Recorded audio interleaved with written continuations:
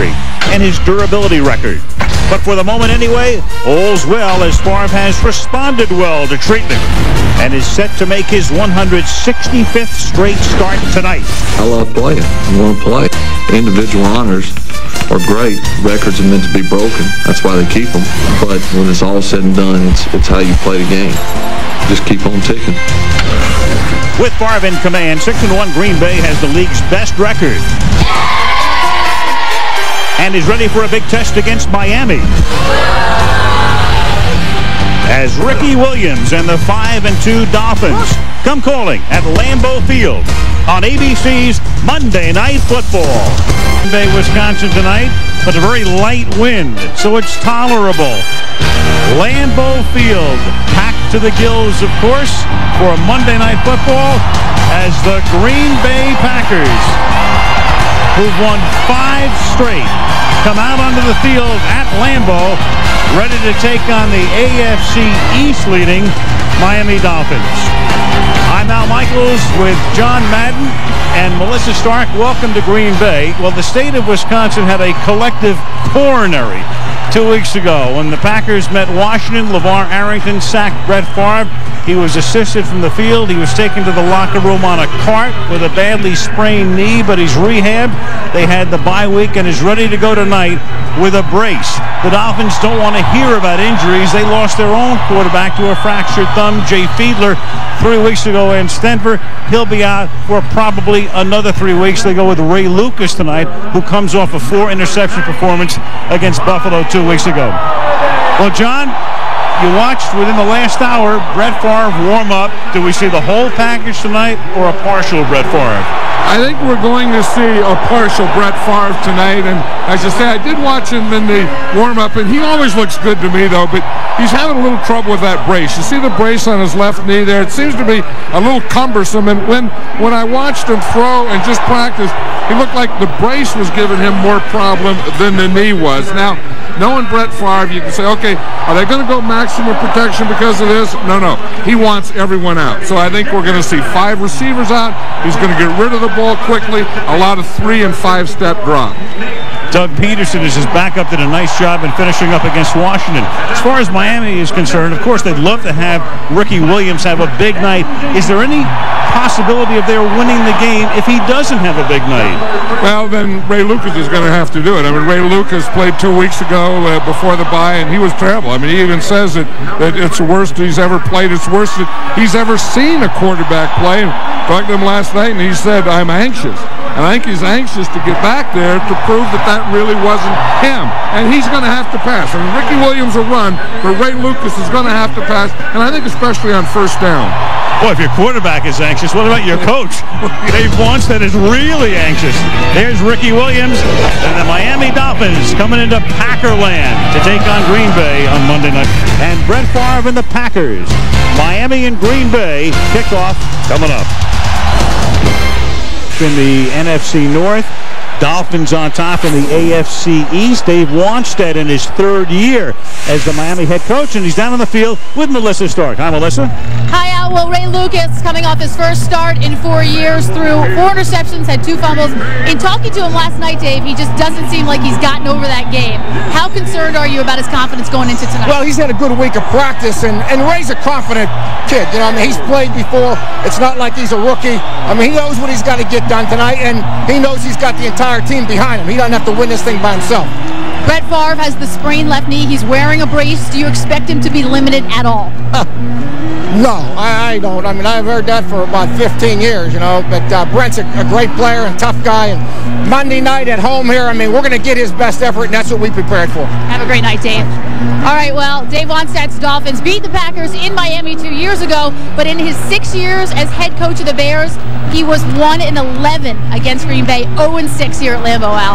Yeah, Melissa, this was a field of bad dreams for Dave Wanstead over those 6 seasons. There is Brett Favre, and we're going to see him with immediate action because the Packers are going to get it. Olindo Mare, one of the best kickers in the league, and a guy who puts the ball into the end zone on kickoffs as much as anybody, to Javon Walker, their #1 draft choice out of Florida State, wide receiver. Sees a lot of action in the 3 and 4 wide out sets. ready to run it back. 31 degrees, clear skies, Green Bay. Packerland is ready. And here we go on Monday Night Football, Miami against Green Bay. Low bouncing ball, picked up at the 8 by Walker. And Javon Walker takes it out to the 30-yard line. 64,000 sets of eyes on number 4 as he comes out for the 165th consecutive time. 165 starts, and do the math on it, a little bit more than 10 years. Yeah, and then once he gets out there, he does amazing things. I think that over those 10 years and 165 consecutive starts, this guy is probably the most fun guy to watch in the National Football League. Absolutely. Leads the league in pass rating. First down from the 30-yard line. They fake it to Green. They roll him out. And the catch is made by Bubba Franks, as if to say to the Dolphins, hey, you think we're just going to hand off or drop straight back? No. And that's exactly what they're going to do. You know that Brett Favre wants to do this, and I'm sure he said, look, let's run a bootleg right off the bat. I mean, they think we're going to run. They think that I can't move. Let's show them. So he fakes a run, bootlegs out here, throws on the run, and looks like a normal Brett Favre, although you can tell that knee brace is constricting him a little. Everybody in the place had to think the opening play would be a simple handoff to him on Green. Instead, 2nd and 2, back he goes again to throw, and that's a first down, caught by Terry Glenn up at the 45-yard line, tackled by Arturo Freeman. And let's take a look at the Green Bay offense. Brett Favre, Southern Mississippi. Amon Green, Nebraska. William Henderson, North Carolina. Terry Glenn, The Ohio State University. Donald Driver, Alcorn State. Bubba Franks, University of Miami. Mike Flanagan, UCLA. Mike Wall, Naval Academy. Frank Winters, Western Illinois. Marco Rivera, Penn State. Earl Dotson, Texas A&M, Kingsville. And with that group, Green gets his first carry of the night, and Green picks up 3. Let's take a look at the Miami defense. Adewale, Ogunleye, Indiana. Tim Bowens, Mississippi. Larry Chester, Temple. Jason Taylor, Akron. Derek Rogers, Arizona State Sun Devils. Zach Thomas, Texas Tech. Marlon Greenwood, Syracuse. Pat Surtain, Southern Miss. Arturo Freeman, South Carolina University. Brock Marion, Nevada, Reno. Sam Madison, Louisville. The former Patrick Surtain, now known as Pat Surtain. And on 2nd down and 6, coming across the line was Jason Taylor, who was having a sensational season. And Tom White has his first call of the night. Jason Taylor is a heck of a player, and that's going to be offside. A great matchup. Number 99, defense unevaded to the quarterback. The 5-yard penalty remains. 2nd down. Mike Flanagan, the normal center for the Green Bay Packers, is playing left tackle, and you can see Jason Taylor's right here. He gets in a 4-point stance, and that's a new thing, so he can really take off on his pass rush. He'll get in a stance like a sprinter would get. He doesn't get in that stance on the running game, just on passing downs. And here he's in that stance right now on 2nd down and 1, and almost comes across the line again. Now he goes to a 3-point stance as Favre retreats, guns it over the middle, and wide open is Bubba Franks, who takes it inside the 35-yard line. So Favre has started 3 for 3.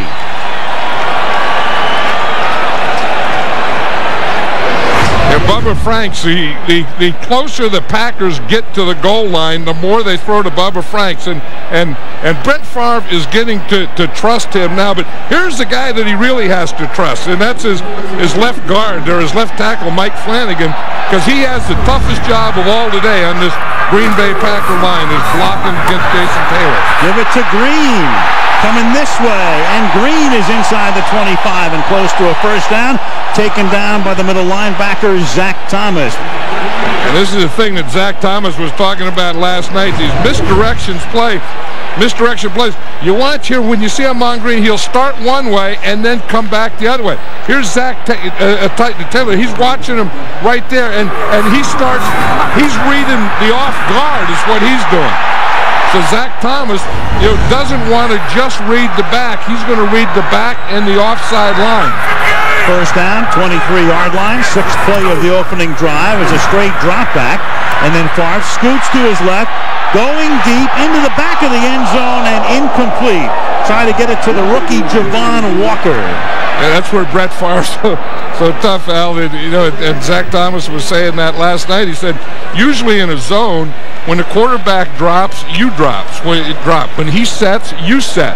When he throws, you react. He said Brett Favre never sets. So he said you get in the zone and you just keep dropping and dropping and dropping, and he has guys open all over in your zone. And that time, just a little too long for Walker at the back of the end zone. 2 runs and 4 passes thus far on the opening drive. 2nd and 10 from the 23-yard line. Play fake, buys a little time, and then he dumps it off to Green, and Green takes it to the 16-yard line. Not only is Green a great running back, but they love to throw to him a lot. Yeah, he's the best running back on this Packer team, and he's also the best receiver. And I think that Brett Favre feels most comfortable with Amon Green, either handing it to him or throwing it to him. And they like that check down stuff, that short stuff. And when they get in this area, they have that old rule that they go for touchdown. If the touchdown isn't there, they go to check down. Touchdown, check down. First shotgun snap for Favre. 3rd and a short 3. Time, throws, and the pass is caught by Bubba Franks. He does haul it in at the 6-yard line. The Dolphins look around. That's Franks' 3rd catch on the opening drive. Let's take a look at the replay again. The Dolphins may want to challenge. You wondering how Brett Favre was going to do? Watch this. He's just watching Bubba Franks all the way, and what he does is he doesn't want to lead him into that next defender. So he throws it low and a little behind him where Bubba Franks is either going to catch it or it's going to be incomplete. There's no way that ball is going to be touched by a defender. And no way it was incomplete. The Dolphins looking around as if somebody thought maybe we should challenge, but you can see clearly it was a catch as Green takes it inside the 5 to the 4-yard line.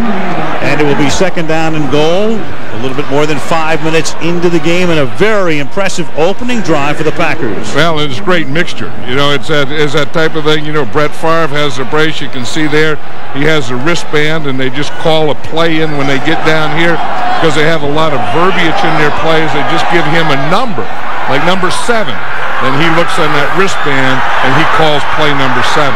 Packers over the last 2 seasons, 26 times they have scored. On the 27 times they have been inside the 5. 2nd and goal. Favre throwing into traffic, and it is Patrick Surtain who does come up with it. One official, I thought, said no, and then the other one says yes. And that's one thing that Brett Favre knows, Mike Sherman knows. If you're going to throw the ball away, you can't throw it away in the middle. You see here, he comes away, and he's just throwing the ball up. I don't know, it looked like Patrick Surtain had that, then it looked like he missed it. Well, they have a lot of time during commercial if they want to challenge this call. Never touches the ground. I know, it looked like it was going down. Right there, it looked like it was going to hit the ground. It hits his right foot and bounces right back to him. Watch that. In fact, he kind of kicked it back up to himself. As you say, ill-advised throw. He really threw that into 4 Dolphin defenders, but a heck of a play by Patrick Surtain. A beautiful drive until that point, and now Lucas stumbles as he takes the snap and gives it to Ricky Williams, and the ex-Saint takes it to the 23. Let's take a look at the Miami offense.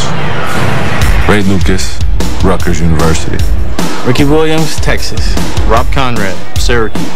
Chris, welcome back, Carter, The Ohio State University. Chris Chambers, Wisconsin. Randy McMichael, Georgia. Marcus Spriggs, Houston. Jamie Nails, Florida A&M. Tim Ruddy, Notre Dame. Todd Perry, Kentucky. Todd Wade, Ole Miss. 2nd down and 7 now, and the pass is dropped at the 30-yard line. Chris Carter, so many great years with Minnesota after starting his career at Philadelphia. Then he retired, and out of retirement he comes. 3rd down and 7. And of course the crowd here, that's their own welcome back, Carter. Yeah, and Chris Carter's played so many games here at Lambeau Field and hasn't had a lot of great memories here. Remember when it was there for a while when Minnesota would beat them, it would always be up there in Minnesota, and they had a tough time here at Lambeau. Robert Edwards is in the game. The great comeback story, the ex-Patriot on third down, and they give it to him on a draw, and Edwards, who came back from a near amputation, that's how bad his injury was 3 years ago, picks up the first down. This is a heck of a play. Norv Turner, the offensive coordinator, calls this. You can see Edwards is right back here, and they're going to start like it's a pass, and he kind of runs by him, and then he stops and gives him an under ball handling. And the Packers thinking pass, they go in their pass rush, and Edwards just runs right by him. He's the best story in the league this year, no question. First down from the 42-yard line as Lucas gives it to Williams again, and Ricky to the outside. Turns the corner, breaking tackles close to a first down as we take a look at the Green Bay defense. Vonnie Holliday, North Carolina. Trevor Brown, Kansas. Cledius Hunt, Kentucky State. Kabir Bajabia Miller, San Diego State. Niall Diggs, Ohio State. Hardy Nickerson, California, Berkeley. Nate Wayne, Mississippi. Mike McKenzie, Memphis. Marcus Anderson, UCLA. Darren the Sharper Shake, the college. Tyrone Williams, Nebraska. Vonnie Holliday back for the first time in over a month. He had a torn pectoral muscle as they give the ball to Conrad. And an inside handoff, and he fumbles, and the Packers are there, and it's Nate Wayne coming up with the football. Nate Wayne stripped it. Nate Wayne loves Monday Night Football. He saves his best games from Monday night, and he does it again here in his last 4 appearances. 2.5 sacks, 2 interceptions, 2 fumble recoveries, and now another one. Get the ball back for Green Bay. Aerial coverage provided by Budweiser. As you take a look at Lambeau Field, they're refurbishing it. Still haven't completed it. Probably 75% done right now. About $300 million to expand it, put a few more luxury boxes in, offices, new locker rooms, the whole thing. And filled to the gills again tonight. First down from the 46-yard line as Favre off his back foot throws, caught by Green, and Green gets taken down, but not until he picks up a first down. So Brett coming back off the knee injury. Here's Melissa. Well, Al, we've been talking about the knee brace that he's wearing. Well, here is an identical one. This is his backup. You can see it's not big and bulky. It's actually really light. It weighs about a pound. And the point of it, it basically keeps that lateral collateral ligament on the outside of his knee stable. But he's told us a number of times he is not comfortable wearing it. And that's because throughout his entire football career, from Pee Wee to the Packers, he's never had to wear a brace. He's never had a knee injury. First time tonight, he's actually looked very good to this point. He hands the ball to Amon Green for a gain of 2. You know, and that's amazing in itself. You think of all the football that Brett Favre has played. You know, we're not just talking about here for the Green Bay Packers, but played in college, played in high school, that he's never had a knee injury. And he said when he got it, he didn't know what it felt like or what it was supposed to feel like. And if it's hurt, when does it hurt? And if it starts to get better, when is it better? That is amazing for a guy to play 10 years, take that many hits, and to never have a problem with his knee is amazing. And they took an MRI of his knee, and they said that his ligaments and cartilages, and his inside is like a 21-year-old.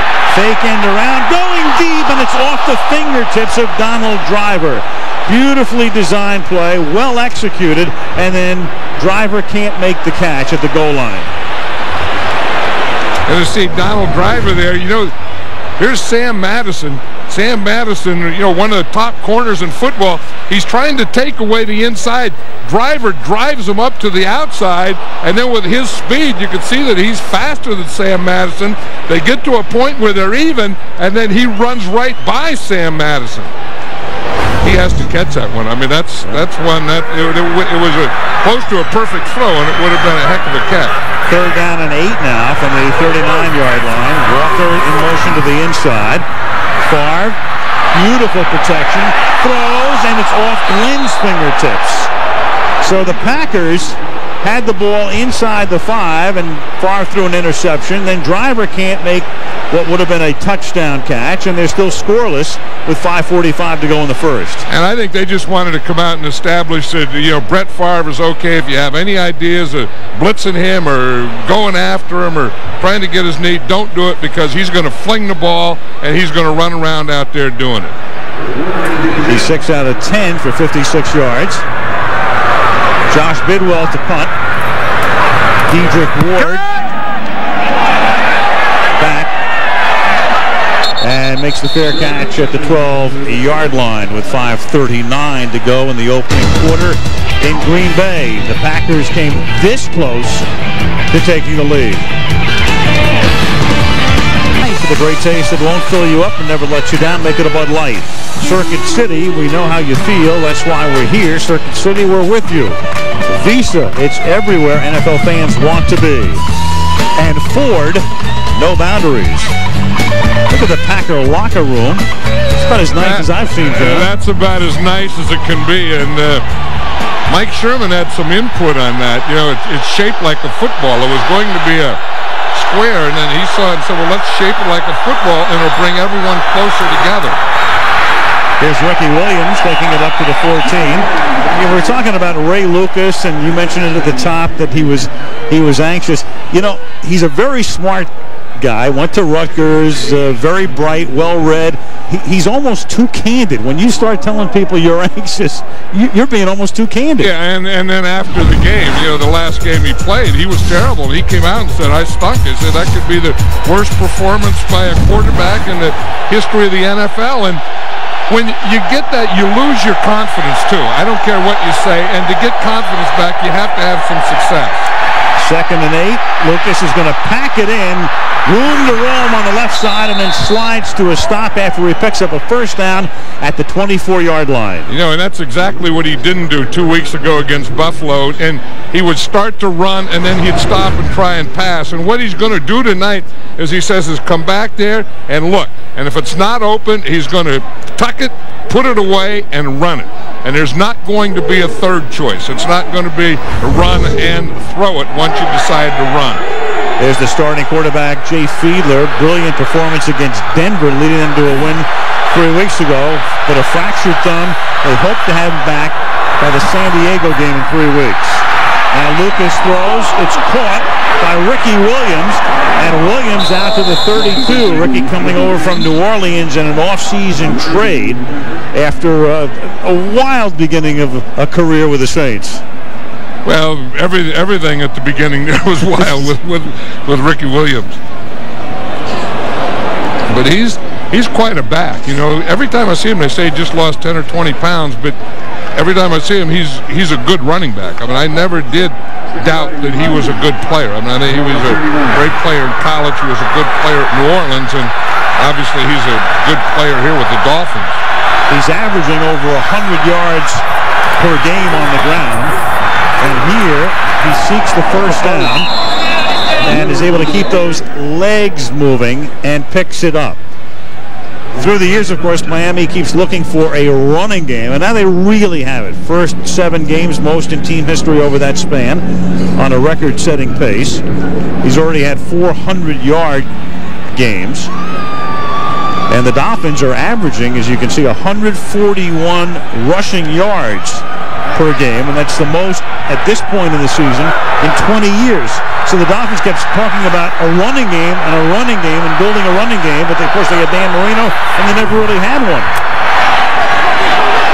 Now Williams makes this catch, and Wayne forces him out of bounds. You know, and the thing that Ricky Williams was telling me down in the field before the game, that he feels so good, you know, playing here with the Miami Dolphins and Norv Turner as the offensive coordinator, is that he knows that he's going to get the ball. You know, he knows that he's going to carry the ball a lot tonight, and he's going to be a big part of it. There's no game, he said, I don't go into a game and wonder, you know, am I going to get the ball? Am I going to have 25 carries or 30 carries? He knows that tonight he's going to have a whole bunch of carries. He said that makes him feel excited about the game. Carries and a few receptions as well. He's caught 2 balls tonight. Lucas has only 2 completions. And this time he goes to Conrad, and Conrad, who had the fumble on that first series, makes the catch and picks up the first down, forced out by the rookie Marcus Anderson. Yeah, they're doing a couple things here with Ray Lucas. There's one on throwing on first down, and then 2 moving them around. You know, not just keeping them in the pocket. Here's that same bootleg that we saw Favre do earlier. Fake to the back going one way, come back the other way, and throw that short, quick play to your fullback. These are the types of things that they want to do to him. You know, shorter, quicker, quick decisions. and then throwing on first down, not getting in those third and long situations and have to throw. First and 10. Lucas, who is 3 out of 4, puts it down, chased, and is taken down by the ankles by Niall Diggs, and a flag is down. And it's back in the area of offensive holding, or face mask is what it's going to be. Probably going to be against Todd Wade, the right tackle. He's an impressive player. I watched this Miami Dolphin team on film, and I thought their most impressive offensive lineman. Face mask, number 71, offense, 15 yards, first down. Was that guy right there, number 71? But the referee always lines up to the right side of a right-handed quarterback, and if he ever throws a flag on holding, it's going to be on that right tackle.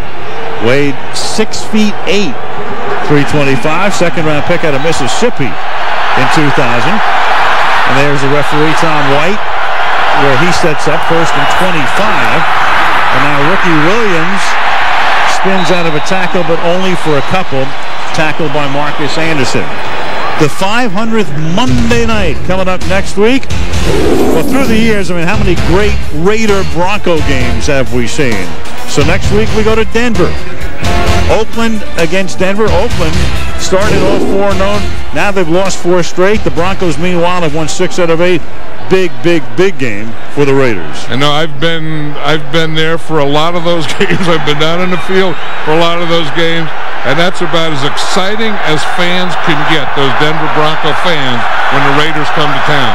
13th time those two teams will match up on a Monday. And on 2nd and 23, the catch is made by James McKnight, who takes the ball up to about the 46-yard line. You know, we're seeing Ray Lewis here get more confidence, aren't we? And you know, that thing. I mean, does confidence come first or success? And I think as we watch Lucas here, we just see that, you know, as he comes back and throws the ball, you know, he's getting back there, looking, making the decision, and getting it out of there. Chicken and egg thing. They're going to let the clock run out to end the first quarter. So Green Bay knocking on the door a couple of times, but unable to get in, and so we're scoreless after the first 15 minutes of play. And Monday Night Football from Green Bay resumes after this message in the Worthmart ABC stations. Budweiser providing the aerial coverage high above Lambeau Field, where we start the second quarter. Al Michaels, John Madden, Melissa Stark. There's our report card. Horse trailer decorating. C, huh? Always have to know what you have to work on. Call Wayne Lucas. 3rd down and 9 from the 46-yard line. And Lucas throws, and that is caught and then dropped and picked up by Todd McBride as Chris Carter makes the catch and then gives the football back to the Packers. You know, if there's anything that this Packer defense has done well this year, they've had a lot of injuries, players in and out, doing a great job, is creating turnovers, making turnovers happen just like that. Carter's first catch as a Dolphin is one he'd like to forget. 11 yards and a fumble caused by Tyrone Williams and then recovered by Todd McBride. From the 48 Favre now with his back foot wobbles one, and coming back to make the catch is Donald Driver to the 25-yard line. Jason Taylor put the pressure on, but Favre got it away anyway. Right, and Brett Favre threw that ball just as Jason Taylor hit him. We see again Sam Madison out here, and that's who they're going to work on. That's the second time they've thrown to Donald Driver on Sam Madison. That's one of those fade stops, you know, where you start like you're going up the field, and then you just stop and you throw the ball short. Now watch Jason Taylor, just as Brett Favre throws that, he hits him right up there high, and then he keeps going, and almost, well, he doesn't almost, I think he got that knee. But Favre gets back up and hands the ball off to Green. Good hard running, and finally Marion stops him, but not before he picks up 8 yards. You know, it's interesting, the Packers script the first 15 plays, and, you know, Brett Favre and the brace and coming off the injury. Look at this. They ran the ball 4 times. They passed it 11 times. Brett Favre completed 7 for 83 yards. But I think that was the whole thing, to show them we're okay, and again, don't think you're going to gang up on us. Don't think you're going to have your way with Brett Favre, play off, and the Dolphins aren't doing that. And the Packers thinking we're not going to treat him like a museum piece, and now he's going to look to throw again. But he's going to be taken down, and it is Marlon Greenwood. It's almost as if there was such respect there. I know I have Brett Favre, and of course he's thinking about not getting a penalty as well, but it's almost as if you were handling fine china. And you know that you're not going to be the guy that wants to do that, and he's also straight-arming you, too. You know that Brett Favre is one of the few quarterbacks that use the straight arm. And you see he has a ball in his right hand, and he has that left hand that he was pushing off, too. Loss of one after all that. A few hearts and a few throats on that play as that play was coming to an end here at Lambeau. 3rd down and 3. High snap off the gun, but he hands the ball off with a flag coming in as Green gets to the 1st down line. But a penalty. I always think, though, it's a lot safer for a quarterback when he gets out of the pocket like that, and your situation is a one-on-one situation. The ones you really worry about is where the pocket collapses on you, and there's 3 or 4 of those big guys. Number 52, offense, 10-yard penalty, remains 3rd down. Frank Winters. Frank Winters has all the tricks in the book, and we talked about how Mike Flanagan, the normal starting center, moved to left tackle and is going to have a tough night there with Jason Taylor. But Frank Winters also has a tough night because he's the guy that's going to have to get Zach Thomas on those running plays. 3rd down and 13. Oops, Frank moved the ball. He does that. I mean, Frank Winters is an old veteran. He has every trick in the book, as I said. And that time he gave a double pump on the snap. Can't do that, Frank. Old bag of donuts trying all his tricks. Start. Number 62 offense. Double clutching the snap. 5-yard penalty. Remains 3rd down. It was 52. That you don't get a lot of double clutching the snap calls in this league, but Frank Winters, watch him right here. You're going to see the clutch and then the double clutch. 16th year in the league. He's the only Green Bay offensive lineman to go to the Pro Bowl in 18 years. Green on a screen inside the 20, and Green close to a 1st down at the 15-yard line. That's what Zach Thomas was talking about last night. We talked about, the Green Bay Packers and their offense, and he said screen passes. He said that's what we worry about. He said they're the best screen passing team in all of football. And the screen passing is you just get your lineman out in front, you let the defensive lineman go, you just throw it over the head, you get Ahman Green. Watch Ahman Green here. Here he has 3 offensive linemen in front of him. Frank Winters makes that block right there, and then you just screen it and take it right down the field. That was 3rd and 18, and they get 18. Green again, picking, threading, picks up 3, maybe 4. Ogunlaye making the tackle. Dolphins have been very tough in the red zone defensively. Only 1 touchdown allowed in the last 11 opponents' drive. Terrific work for Jim Bates' unit inside the 20. They haven't played the Packers, and the Packers have so many weapons down here. This is when Bubba Franks comes into play more. Brett Favre can move around with the ball, and Ahman Green is still in there as a runner. And they have Tony Fisher in the game in the backfield as well on 2nd down and 6. And Favre is going to throw this one out of the back of the end zone. Yep, I think the Miami Dolphin defense knew that this is where Bubba Franks comes into play too. And closer you get to the goal line, the bigger the Bubba Franks is in this offense. You're going to see he's right here. He's kind of in a wing position. He starts just running the flat, and then when Brett Favre started to scramble a little, he just went up. Brett Favre didn't hit him quickly, so then he just turned up the field, and by the time he got to that end zone, he just ran out of real estate. Najee Davenport's in the backfield on 3rd down and 6. Green comes out. I always put that back on the side of Jason Taylor. 4 wideouts. A flutter ball intended for Davenport, but a flag is thrown. Arturo Freeman with the coverage. Flag in the end zone. And that's pass interference in the end zone. Then that ball's going to be on the 1-yard line. First down for the Packers. Yeah, that's what Brett Favre does so well, too, is on something like that, when a guy's outside, he'll throw it away from the defender. Number 27, defense in the end zone. That's a first down at the 1-yard line.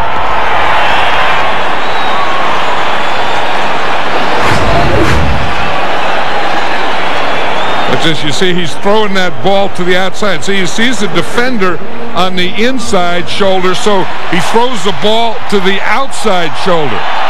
There's Arturo Freeman is grabbing that outside shoulder and arm. There's no way Davenport could get it up. They break the tee with Henderson in motion. And Favre guns it to the end zone and batted away, intended for Bubba Franks and flicked away by the Dolphins. By, I think, Moreland Greenwood. Yeah, you just see that Brett Favre and the competitiveness he has in him. He wants to get rid of this ball quickly. See, he wants it out before this. Now when it's not out, he has to wait a little while, and by the time he gets out there and he finds Bubba Franks, Greenwood is right there. Second and goal. Mike Sherman in his 3rd year has Henderson, Carter, and Green all in the backfield. That same set again. And they give the ball to Green. Touchdown.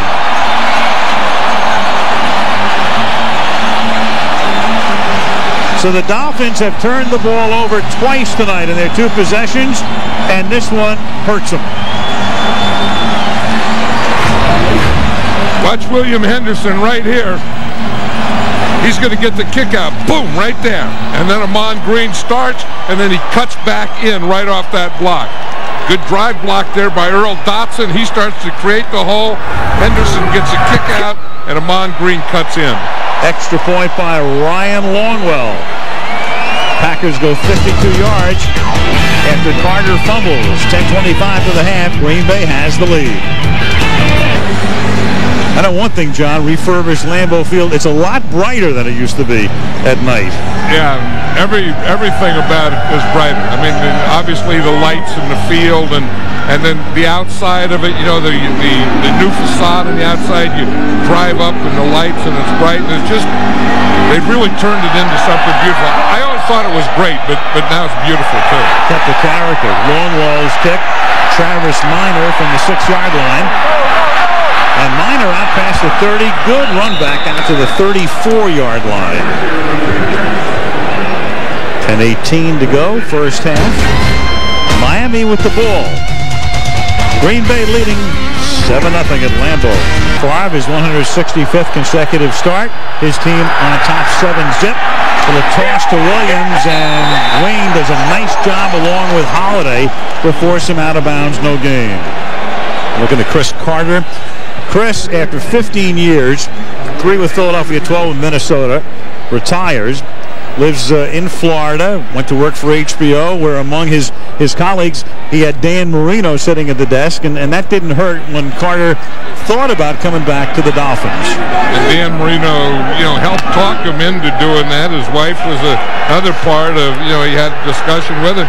I talked to him last night, and he said, it's really great to, you get away, you retire, you go do television, and then you get to come back just for part of the season. You know that's all it's going to be. 2nd and 10, and the catch is made by Desmond Clark. Nice pickup from the Denver Broncos at the beginning of the season. 16-yard gain, first down. Chris Carter, as you take a look at his career, 2nd all-time to Jerry Rice in receptions and touchdown receptions, and 3rd in yardage. Yeah, I didn't get the feeling, though, that Chris Carter really wanted to retire last year. I mean, he was out, he went around, and there was talk that he was going to go with the Rams and with other teams, and then that didn't go through, so then he just took a job with HBO, but I thought he still wanted to play. He was looking. Lucas throws it out of bounds. 2nd down and 10. More on Carter. Let's go to Melissa. Well, Al, he told me that the hardest person to convince that he should come back was his wife, Melanie. The first words out of her mouth were, "You're crazy." And she told me that her biggest problem with it was his age. He turns 37 this month. And she also didn't want him to have the pressure of trying to lead another team, but he assured her that that was not going to be his goal. He's just out to have fun. And like any decision that is made in the Carter household, this one came down to a family vote. Melanie and their daughter voted no. Chris and their son voted yes. But Chris said because he's the head of the household, he got the tiebreaker. He gets 2 votes. And that's why he's back. And you know, all football players are a little crazy. You have to be crazy to play this game. Here's Williams. You know how badly he wanted to come back. I was talking to Rick Spielman. There's Nate Wayne, Rick, the player personnel vice president for the Dolphins, and you know, he knew what was going on with Chris's wife, you know, being hesitant to give him the go-ahead. But he said after Chris said he was going to sleep on it, he calls Rick at 6:30 in the morning. So you know he was up all night. He couldn't wait to go to work. He was going to sleep on it, but he wasn't going to sleep on it for long. No. He was going to take a nap on it is what he did. But, you know, I mean, it's the finality of it. You know, I mean, you get one more shot. This is it. And if you don't take it, you'll never have it again the rest of your life. So what the heck, you might as well take it. And with a good team, a team with a chance to go to a Super Bowl. 3rd down and 8, and that pass is incomplete, intended for the good-looking tight end Randy McMichael, the 4th-round pick out of Georgia, who's made such a big splash this season, but not on that play. At least the Dolphins got off the field without a turnover or a penalty, and that's what's killing them here tonight. I mean, they've had the penalties. They've had 2 turnovers. You know, 2 weeks ago against Buffalo, they had 6 turnovers. They moved the ball, but it's the turnovers and the penalties that got them a couple weeks ago against Buffalo, and they're starting the same thing here tonight. It's 8 turnovers in 5.5 quarters. Mark Royals to punt. High floating kick. Darian Gordon's going to let it bounce, and he kills it at the 5-yard line. Perfect. Stop right next to the pin. 8:03 to the half. Green Bay with the ball and a 1-touchdown lead. Halftime, something a little different tonight. Tony Kornheiser, one funny dude. Michael Wilbon, one funny dude. Pardon the interruption. There's a show on ESPN during the afternoons, but a special edition tonight. Look at the world of sports. Look outside the world of sports. Tony and Mike coming up as part of our halftime show. So what does that equal? One funny dude plus 2 funny dudes. 2 funny dudes. The big old funny dudes. A brace of dudes. Now we're talking dudes. From the 5-yard line, Green Bay on 1st down. Amon Green. Now he goes to the 11-yard line to give them some breathing space. Yeah, we talked earlier about, you know, Brett Favre and, how he was going to react to that knee and wearing that brace. And he not only came out throwing, but he came out moving. I mean, this is the same old Brett Favre, always keeping those feet moving, going back, throwing off every angle, bootlegging, doing all those types of things, then throwing the ball and going back. That knee thing isn't bothering Brett Favre at all. There is numbers. That 1 interception in the end zone. 2nd down and 4 now from the 11-yard line. Green, good slip move, and up to the 15-yard line, a little short of the first. Patrick Surtain with the tackle. You know, Chad Clifton is in there now at that left tackle. In fact, he pulled on that play and made a pretty good block. Remember we said earlier that Mike Flanagan was playing that position. Frank Winters was the center. Now they moved Flanagan back to center, and Chad Clifton is a left tackle. Chad Clifton had that injury, and they weren't sure if he could play or not, and so they wanted to start Flanagan at tackle. But then they bring in Clifton now and put Flanagan back at center. Clifton with a knee injury. 3rd and 1. Green excels on 3rd and 1, and he shows you wide. Breaks a tackle to the line of scrimmage. Broke a would-be tackle by Zach Thomas and turns it into a big gain out to the 25-yard line. And Zach Thomas is a good tackler, too. But Amon Green is so powerful that, you know what he does? He stays low, and he keeps all his power low. Now watch Zach Thomas here. He's going to read this play perfectly. He's going to beat a block right there.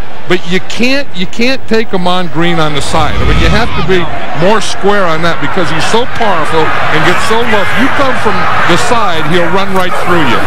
Now Davenport's in the backfield, and it's now Jay Davenport, a rookie 4th-round pick out of Miami for a gain of 3. Green gets a breather. You know, John, I'm just thinking about Mike Sherman. I mean, think of the irony, the juxtaposition. Mike Holmgren, who brought this team back a lot of success, then he wants more autonomy, goes to Seattle. You have Mike Holmgren right now with a Seattle team that can't find its way at the moment, and Mike Sherman in his 3rd year with a team that looks like it might go to the Super Bowl. In a great position, and the one thing that Mike Sherman has is Brett Favre. And this is Tony Fisher, another rookie out of Notre Dame. His first carry of the night into Miami territory to the 43-yard line. You talk about interesting stories. Tony Fisher is one of those guys. He's an undrafted free agent. You go in there in training camp, and they think they're going to cut him, and he just keeps beating out guys. Watch here, the left guard right there. That's the block that starts. That's Mike Wall. He gets on his guy, starts to block him like a draw. You see, and then this is a hole that it makes. That's from the umpire cam there. That's the umpire is right behind the middle linebacker. He's the guy lined up right next to Zach Thomas there. 28 yards for Fisher, who had 17 yards total in his 6 carries to this point this season. We've seen William Henderson catch one. We've seen Davenport run it. We see Fisher, and of course the main guy, and who's going to get all of it tonight, is Amon Green. But they're giving a portion here and a portion there, aren't they? Yeah, Green with 52 yards already. I think one of the things that Mike Sherman wants to do is keep Amon Green fresh. Not only fresh in this game, but fresh for the whole year. You know, then to have a running back that's so good that you use him too much and you beat him up and wear him down. First and 15. I think Bubba Franks might have been off a little early. Yeah, snap count was 2 and Bubba went on 1. You know, that happens more than you think, where you get up there and you forget the snap count. Yeah, I mean, you know, you get in the huddle and you're either going to be snapped on 1 or 2 or 3. And, you know, and the quarterback calls it on 2, and then you're thinking of your assignment, you're thinking of getting off the ball, you're thinking of all these things, and you forget the snap count. Tom White forgot to turn on his microphone. People forget things. Your name again? Stuff is forgotten sometimes. First and 20. Amon Green across the 50 to the 49 of Miami. Amon Green, one of those who was with Mike Sherman and Mike Holmgren in Seattle, and then was traded here. And what a difference he has made in his 3 years as a Packer. 2,000-yard seasons, and on a pace right now to go well over 1,000 again. And he catches the ball. Yeah, that's a big thing. I mean, he's such a good runner, and he's a patient runner, and he stays low and does all those things. And then, in addition to that, he's Brett Favre's favorite receiver. So that's a pretty good double dip. Second and 15 from the Dolphins' 49-yard line. Blitz from the corner, but Favre gets out of the grasp and throws a duck that is incomplete. As Arturo Freeman came in from the corner, Favre was able to get out of his grasp and then threw a wobbly duck that falls to the turf. Yeah, and this is one thing the Miami Dolphins don't do, and this is something that you're starting here and thinking that they can get a Brett Favre is to bring a safety. In fact, Dave Wanstead was saying that they're going to do that for the first time since they've been there, is they're going to get that safety up, play a lot more 8-man tonight against the run, and also blitz the safety. That time we saw Arturo Freeman come, and Arturo Freeman didn't realize that Brett Favre is pretty nifty and tough to tackle. Third and 15, and the Packers will take a timeout. 3:05 to the half, 7-0 Pack on ABC. Third and 15 now. Favre out of the gun, driver in motion. Brett under pressure, and look out, down he goes at the 38-yard line, and that's Scott McGarrahan who came in and dumped him. Yeah, we were just talking about bringing safety. Scott McGarrahan is in the nickel or dime package of 6 defensive backs, and this is one of the things, again, that is new for the Dolphins. and we see that they're doing it from a 3-man line. And they bring McGarrahan is right here. He's coming right into the picture right there. He did a little delay. He waited, then they didn't count him, and then boom, he came. McGarrahan, a former Packer, that's the first full sack of his career. As the kick is fair caught by Dedrick Ward, the Josh Bidwell punt at the 12-yard line. So the Packers bogged down Miami Dudesses. Miami with the ball now. 30-degree temperatures in Green Bay. And contact up front. Cledius Hunt and Tim Ruddy. One or the other. Well, there was a blitz coming from the outside, so they started that, and then the outside or the blitzer didn't jump. It was the inside that jumped. Neutral zone infraction on the defense, the nose guard. It's a 5-yard penalty remains. First down. Cledius Hunt.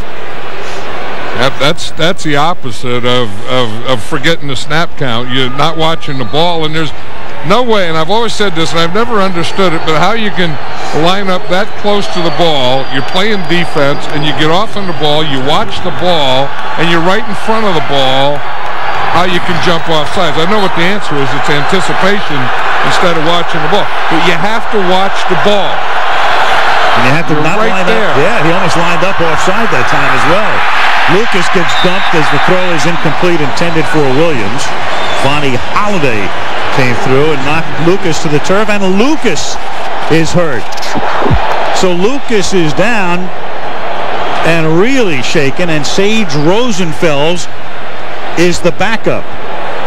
A guy who has not thrown an NFL pass will warm up and will have to come in for at least one play. Yeah, but the guy that makes a play is right here, Vonnie Holiday.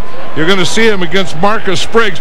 He goes up the field, then he comes back to the inside.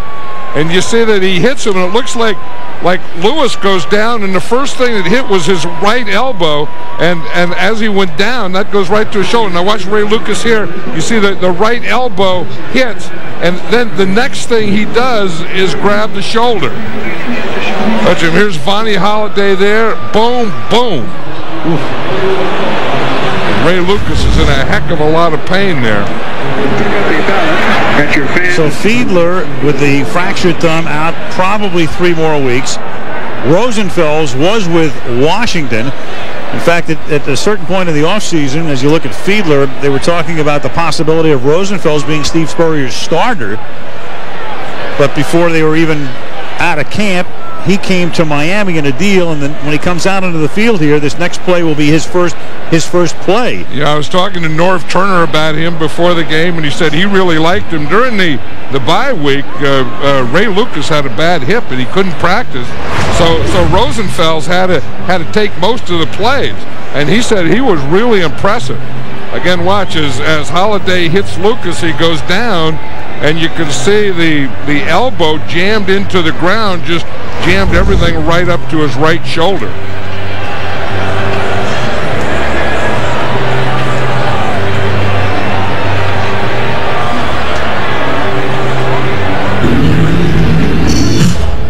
Ray Lucas was just kind of starting to get his confidence. You could see that what they wanted to do with him is give him these shorter passes. Everything when he got the short where he could get back, set, throw the ball, don't stay in the pocket, move him around a little.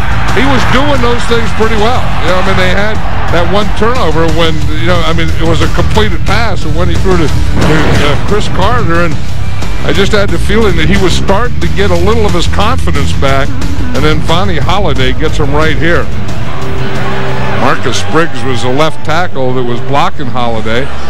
Holiday again started up the field, came inside, and the minute that he got inside, he was right on Ray Lucas. Rosenfels with the Redskins in preseason. He was pretty good at times. In fact, he threw 5 touchdown passes for the Redskins in preseason. It was funny. I'm sure that Sage Rosenfels, however he does tonight, is going to say, after the game that he expected to play tonight, because I was talking to someone down in the field, and they said that they talked to Rosenfels, and he kind of had a feeling that he was going to play tonight. Now, that was one of those things that I did hear before the game, I'll say that. It's going to come true here after the injury timeouts. 2:43 to the half as Ray Lucas gets up and walks off the field. We'll get a report from Melissa shortly, but now Rosenfels makes his NFL debut, apart from preseason, on 2nd and 5 from the 17-yard line. For the second-year player out of Iowa State, on his first play, hands the ball off to Ricky Williams, nice and safe, but Cledius Hunt is there to knock him down behind the line of scrimmage. And you see that's Cledius Hunt, but the guy that makes the play is Gilbert Brown. And anytime you're going to run inside, you have to get big Gilbert blocked. But watch him as he gets in there and gets penetration. You see, he gets penetration. He just raises all kind of havoc there, and that just forces Ricky Williams off to the side and right into Cledius Hunt. So he took the penetration right up the gut, and he also took back away the cutback. 3rd down and 8. And Rosenfeld saying, you know what, we'll just take it to the 2-minute warning. He let the clock run to the 2-minute warning. He'll go over, talk it over with the guys on the bench, and come back. All right, the boys coming on at the half. Also a look back at one of the great games in Monday night history as we count down to the 500th Monday next week. 3rd down and 8. From the 15-yard line, Rosenfels, his first NFL pass is a forgettable one. Kabir Bajabiamila, KGB, made certain that it would be forgettable. Yep, and Rosenfels knew one thing, that his first pass wasn't going to be an interception, and that was part getting away from a rush or taking on a rush, but it was also, I think, just throwing the ball away. As I said, he had a little advantage that bye week, and Ray Lucas didn't practice at all, and Sage Rosenfels got to practice. So if there is anything being a third quarterback and having to play, he's had a little work. Now Mark Royals' kick. It's a short, low kick fielded at the 46-yard line by Gordon, but he runs into a brick wall at the 43. ABC's Monday Night Football brought to you by Madden NFL 2003. From EA Sports, it's In the Game. Cadillac, bold vehicles defying convention. T-Mobile, get more minutes, more features, more service. And Budweiser, brewed fresh in America. Green Bay. Packers have great field position here. I know that one thing, when you give the Packers and you get Brett Favre this close, they can smell that end zone. 2 timeouts for the Pack. Caught by Glenn over the middle, and the expatriate takes it to the 33. Yeah, you have to pronounce that more carefully, I think. Expatriate. Right, and if you're going to throw the ball to the expatriate inside like that, you want to throw it before he gets to the defender, and then you see what he did. See what Terry Glenn did. Once he caught that ball, he can get down. I think that one thing that more quarterbacks have to throw like Brett Favre and not lead their receivers into defender collision. 1st and 10 from the 33-yard line, and it's caught by Walker. Pushed out by Fletcher. The story on Lucas. Melissa, what do you know? Well, Al, word from the Dolphins bench, he suffered a burner in his right shoulder. He was feeling a little bit of numbness. You saw him head into the locker room. He was going in there for x-rays. We'll get you those results as soon as they're available. Yeah, the last time we looked at him on the bench, it looked like a collarbone problem. Yeah, the clavicle they were checking up there, because remember when we saw Ray Lucas go down, he went down on his elbow, grabbed his shoulder. The last thing we saw him check was his clavicle. 2nd down and 7 now. Favre out of the gun with 1:07 to go to the half. Blitz by the Dolphins.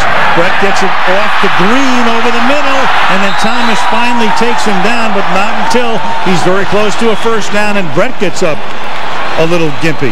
Yeah, that's not a good look right there. I said earlier I didn't think that the knee was bothering him, and if there was any problem with it, I think it was that brace that was bothering him. But it looked like his knee is bothering him right now. You can see in the shotgun. Again, the Dolphins usually try and get there with 4 guys, and they've been pretty successful, but they haven't been tonight against Brett Favre. So they're starting to, bring blitzers. They're starting to bring safeties and linebackers and nickel safeties and so on.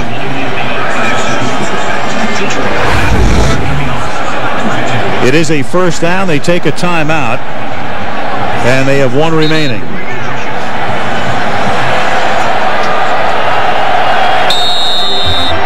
This is where I think we have a radar gun here tonight to check Brett Favre's velocity. If we're going to get one, and if we're going to check it, this is the area. If you talk about mustard, when he really throws it hard, it's in this area from here on in. And over the middle, he's looking there now. Instead of a little dump off, good screen to Green. Great screen to Green. Touchdown. Great call.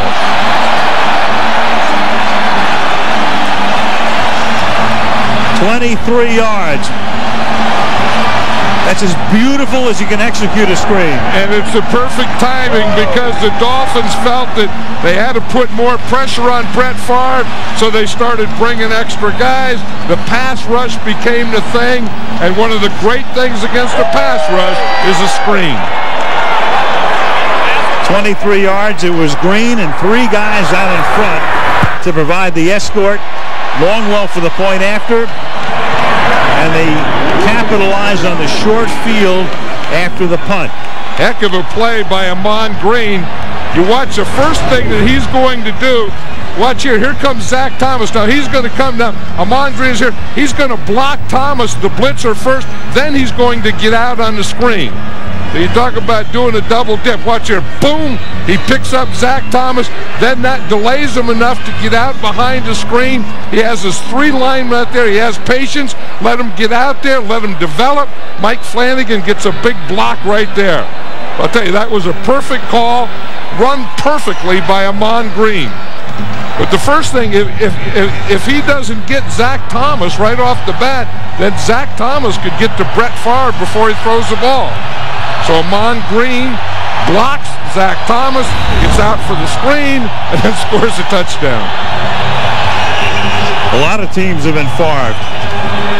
When Green Bay has had a 10-point lead, at least a 10-point lead, at home, they haven't lost in 50 consecutive games.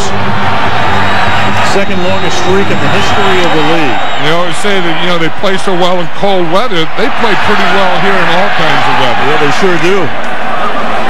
Kickoff is a short one, and Jed Weaver takes it back to the 44. Look at Brett Favre. It's a game, isn't it? I mean, this is a kid in junior high school locker room. Having a towel and going around and hitting guys with it. Some things never change. That's why you love him. He loves the game. You love to watch him play the game. 302 lifetime touchdown passes now with that one. He's never going to grow up, is he? I hope not. No, grow older, but not up. 1st and 10 from the 44. Now Rosenfels hands the ball off, and this is given to Robert Edwards. And Edwards is taken down after a gain of 2. You know what they have here at halftime? We got players, we got coaches, we got fans. You know what else we have here tonight? Is a bald eagle.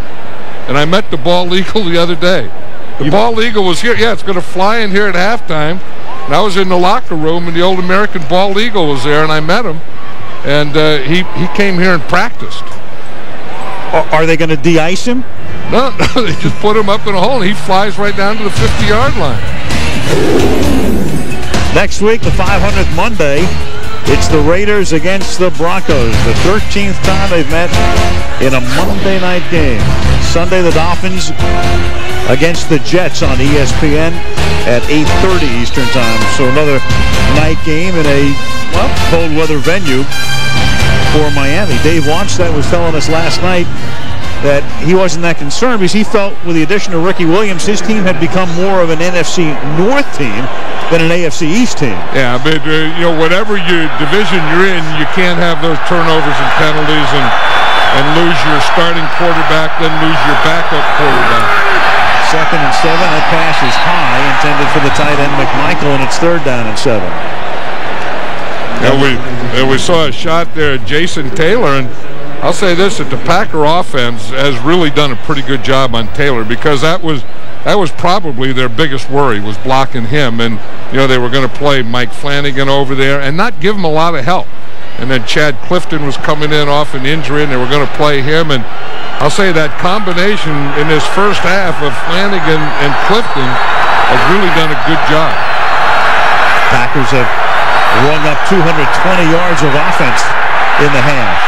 Rosenfeld flushed out, and then that pass is juggled but out of bounds. Chris Chambers was on the chalk. It just shows the way football is.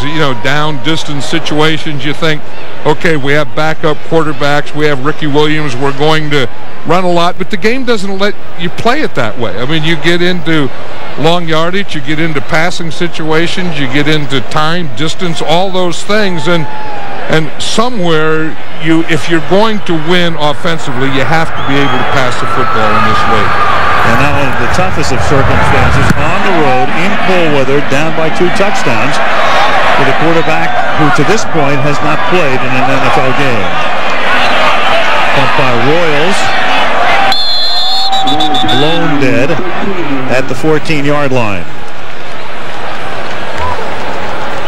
So the halftime show coming up. Special edition of Pardon the Interruption. And we count down to MNF 500. This is MNF 499 tonight. Next week in Denver, 500. That's going to be exciting. I mean, it's going to be exciting for a lot of reasons. The 500th game and being there in Denver, and Denver Broncos and the Oakland Raiders. There'll be a lot of things about that one. Yeah, what tremendous games they've given us through the years. On Monday night. End of the half with Green Bay leading Miami 14-0. So the halftime show coming up after this message from the NFL and a word from our after the bye week. Brett Favre looking just fine in the first half. Ray Lucas for Miami came out, went back to the locker room, but he is back on the Miami sideline right now and was warming up just a moment ago. Yeah, and he looks like he's going to start this half. He's putting his helmet on. The numbers, turnovers, the 2 by the Dolphins, one of them leading to Green Bay's first score. And then a short punt put Green Bay in good field position to cash in again. How have the Stars done? Well, Ricky Williams only 19 yards on the ground. And part of that was a good defense that the Packers played in this first half, and part of it was the turnovers and penalties of the Miami Dolphins. Longwell's kick fielded by Travis Minor from the 9-yard line. Now past the 30, and he puts Miami in pretty good shape at the 41-yard line as we check in with Melissa. Well, Al, the X-rays on his right shoulder were negative. Of course, Dave Wannstedt said he was going to come out here, warm up, say how he felt, and Ray Lucas back in the game, as you see. So far, so good. He told the team psychologically at the half, he said, listen, we're no better or no worse off than any other team in the league right now.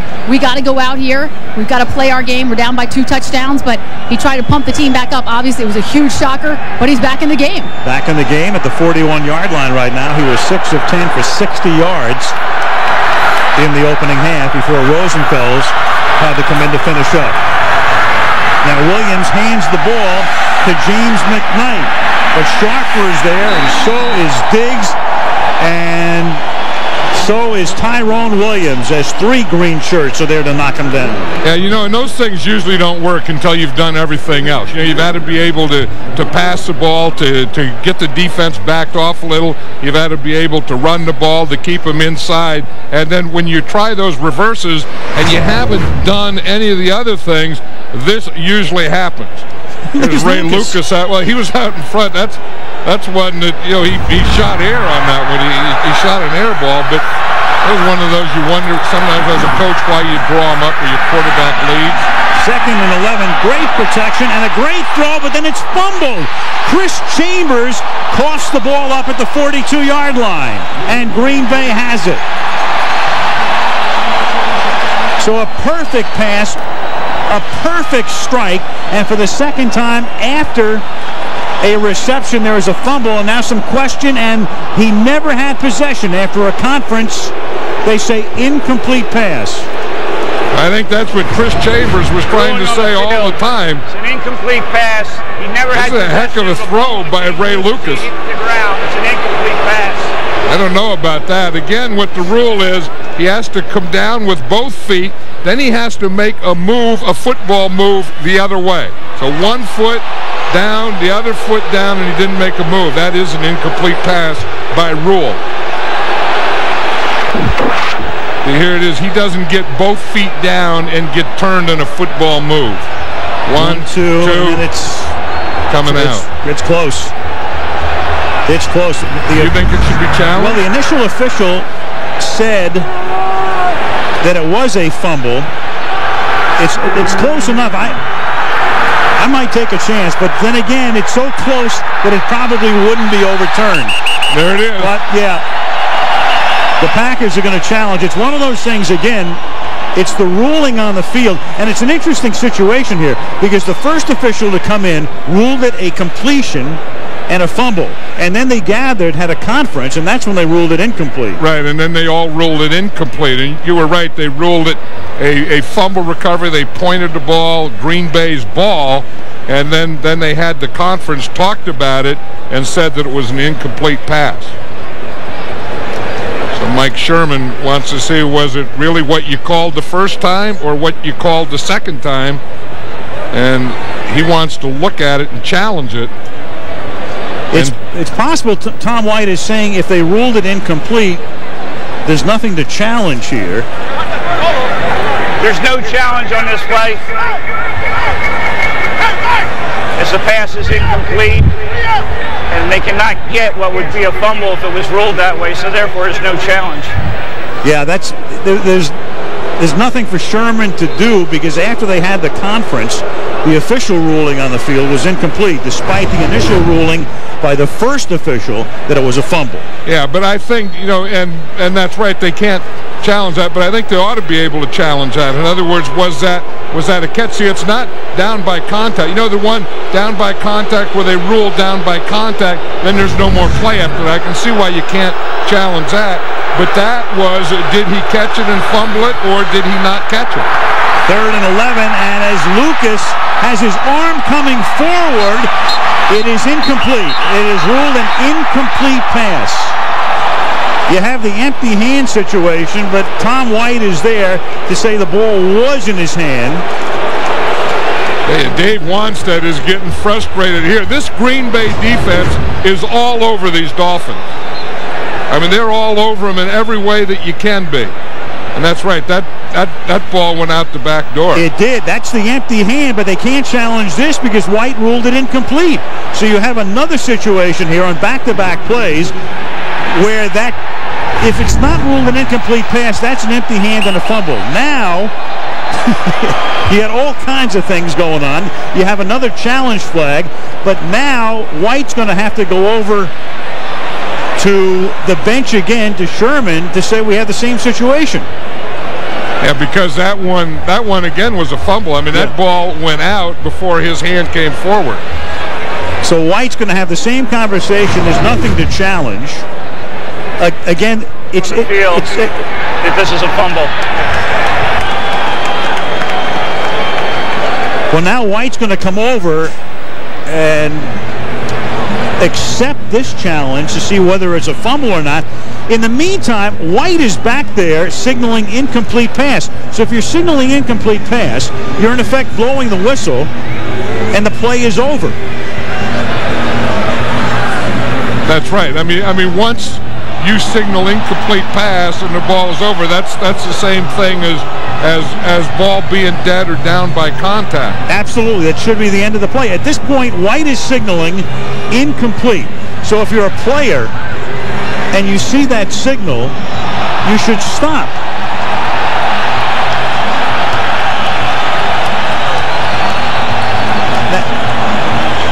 From what I know, the Packers cannot get the ball. What they could get is the distance, is just the distance. The Packers, despite coming up with the ball, cannot get the football here. The best thing that can happen to the Packers is they would get the ball at the spot where the ball came out of Lucas's hand, which would be, I'm just taking a look at the field, maybe 7 or 8 yards. That's right, and I think you know, Mike Sherman thought that they could get the ball. I don't know if this would be worth a challenge for that, because as you say, the ball comes out before his hand goes forward, so that part can't be challenged. And it's a 4th down coming up anyway, so they challenge it. I suspect Sherman at first wanted to see if it was a fumble recovery. White had to have explained to him that you can challenge it for the distance, but not a change of possession. Or maybe he didn't, because now you have another official talking things over with Mike. Right, and there's no way that the Packers can get the ball in this situation. Absolutely, because of the initial ruling that the pass was incomplete. Right, they can either get the ball in a different spot, or they can get the ball in the spot where it is right now. After reviewing the play, the quarterback, when throwing the ball, had an empty hand. Therefore, this is a fumble. It was placed at the 37-yard line. 4th down. Green Bay is not charged with a timeout. Well, the interesting thing is the crowd now thinks that the Packers have possession. Their offense comes out onto the field, but what White didn't explain here is that it's only a distance situation. Right, and there's no way that the Packers could get the ball back. He should have said that. Right, exactly. So the crowd went wild thinking it was a fumble, but what he didn't say, and even Wanstead, I think, is a little confused right here, is that it is still a punting situation for Miami. Right, it's still Miami's ball. They just lost the distance, but you would think, you know, having said that, it's still wrong. I mean, that's one of the things that should be changed, because if the referee says that was a fumble and Green Bay recovered, it should be Green Bay's ball, but by rule, it can't be. Exactly, and now the crowd is completely confused. I think both sidelines are confused. They were. Nobody knew. The Green Bay offense was coming in. The punting unit was coming in for Miami. Then the defense was coming in. See, when Tom White said a fumble, and then these fans know that Green Bay recovered, they think, well, why isn't it our ball? It needed further elaboration, and that's why everybody is confused here. Punt fielded by Gordon at the 28. And Gordon brings it back to the 34-yard line. So they win the challenge, but only for the distance, and Green Bay gets it back. And everybody's sitting around in the stands going, what? 14-0. Back in Green Bay now with the Packers having the ball at the 33-yard line. Let's take a look at how the big guys have done for Green Bay. And as you can see, Amon Green is the leading rusher and leading receiver. And so when you said someone has been Favred, they've also been greened, haven't they? Favred and greened. Which is appropriate in this town. And he's such a big part of this offense, Amon Green. I mean, the whole thing is built around the two of these guys. Here's Green, and Green picks up 2 yards to the 35-yard line.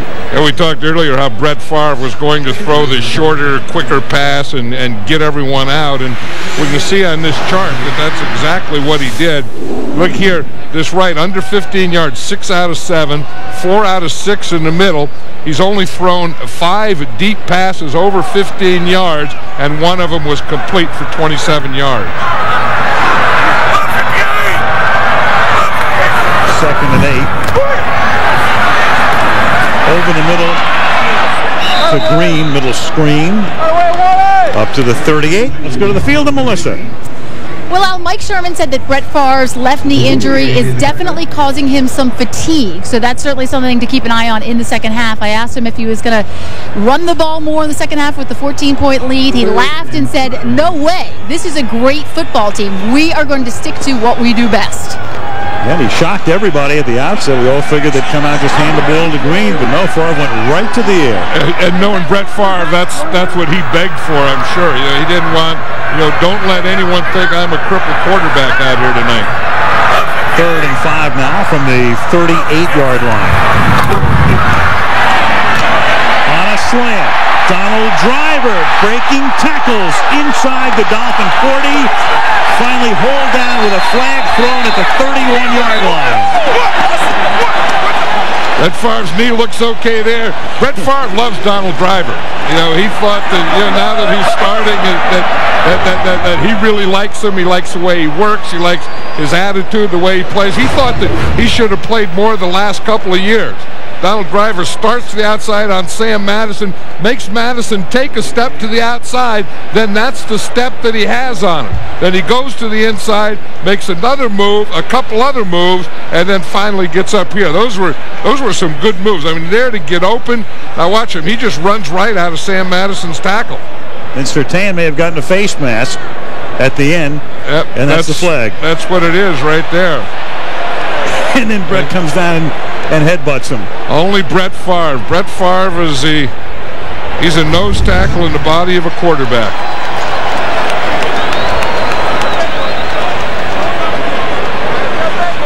Some more yardage will be assessed at the end of the play. One thing about Tom White, the referee, he's full of verbiage. Personal foul. Unnecessary roughness. Grabbing the helmet opening and yanking. 15 yards. First down. But I mean, he will give you the whole thing, grabbing the helmet and ripping and opening and all of the above. There's a grab of the helmet, and then we're going to have a rip and an open someplace. I just saw a grab of the helmet, a face mask. Tom White maybe gave us a little more than really happened. Yeah, but he needed to give the crowd a little bit more than what he gave him on that challenge before. 1st and 10 from the 17-yard line.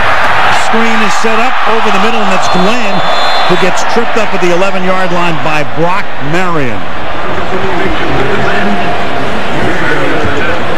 Yep, they have him going now. Dolphins, as you can see in the Shula era, every year between 75 and 93, fewer penalties than the opponents. Yeah. And since 94, more penalties than the opponents. Of course, most of those years have been the Jimmy Johnson and Dave Wanstead years. I can tell you about those Shula years. I'll bet you can. Don Shula was on the competition committee. 2nd down and 4 from the 11. Green. Well, Don Shula was a great coach. I mean, Don Shula was one of the greatest coaches of all time, and he had great teams and great players of all time, but he was on the competition committee. And the competition committee is a committee that makes up the rules that give the rules to the officials. So we always thought when we played the Dolphins that they wouldn't get any penalties, and we were penalized all over the place, that maybe it had something to do with Don Shula being on the competition committee. But he knew how to work the officials real well, too. Well, he was in essence, he was their boss. I mean, that competition committee is really the boss of the officials. 3rd down and 3 from the 10. Here comes the blitz. Favre sprinting to his left and gets taken down from behind by Adewale Ogunleye. Ogunleye is an interesting story. He went to the University of Indiana and had a knee injury and wasn't drafted. Dave Wanstead had 2 daughters that go to Indiana. And he saw him play there and remembered him from that time, and he picked him up as a free agent, and he said he's turning into a heck of a player. You can see on that play there, he was on the far end. He chased Favre all the way across the field. 27-yard field goal attempt by Longwell is good. 9:52 left in the 3rd. Big play on that drive. Favre to Driver. There's Donald's thank you. 17-0.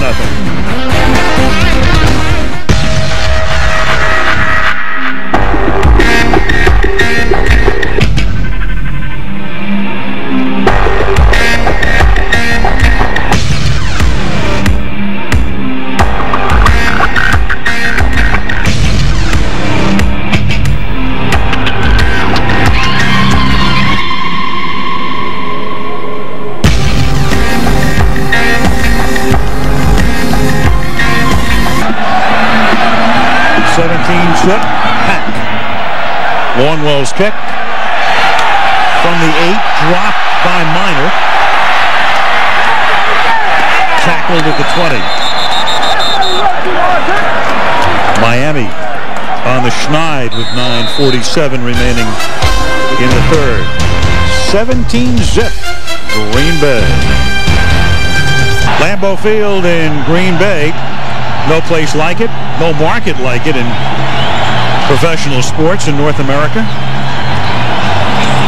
Yeah, I've always thought and said that if you were going to build a shrine to pro football, it ought to be right here. I mean, Mid-America, where it all started, Green Bay Packers, this kind of reminds you of history and tradition. Ricky Williams turns the corner and picks up a first down before he's run out by Mike McKenzie. Well, the Dolphins 5-2 coming in. They were 5-1 before the Buffalo game 2 weeks ago. A history of fast starts since 1993, as you can see.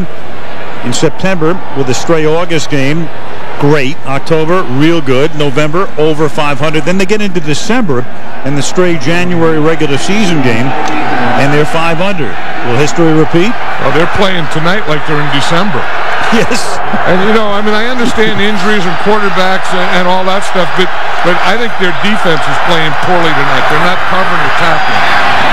Pass over the middle. That's caught by Conrad up to the 40-yard line. See, Rob Conrad caught that one. Remember earlier? Look at the mistakes the Dolphins have made. A fumble there. Chris Carter catches his first pass. A fumble there.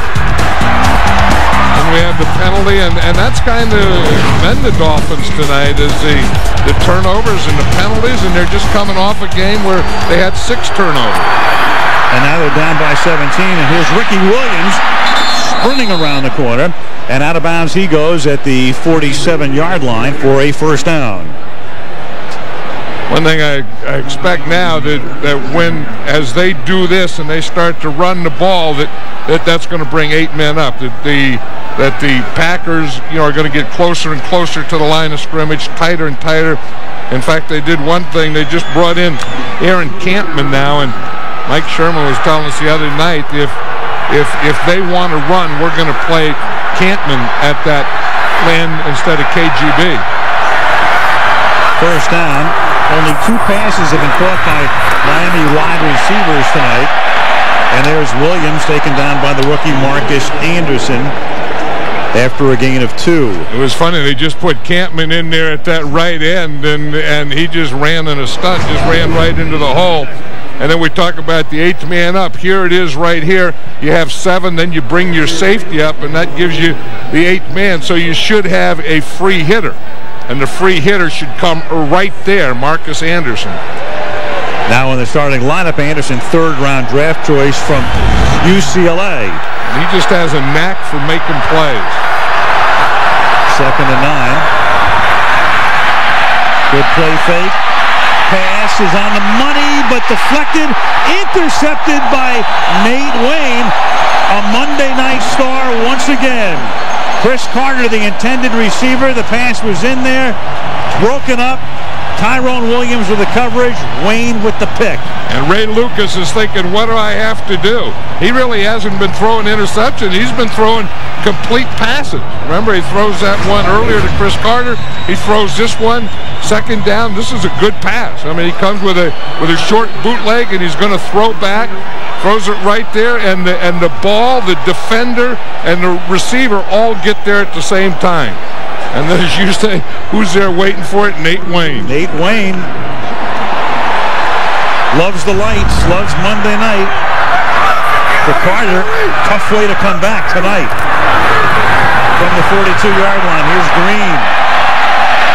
You know, you're looking at the Packers, and one thing we really haven't touched on, John, is not only are they on their way now to being 7-1, but this is a team, they have been decimated defensively. Vonnie Holiday missed a lot of time.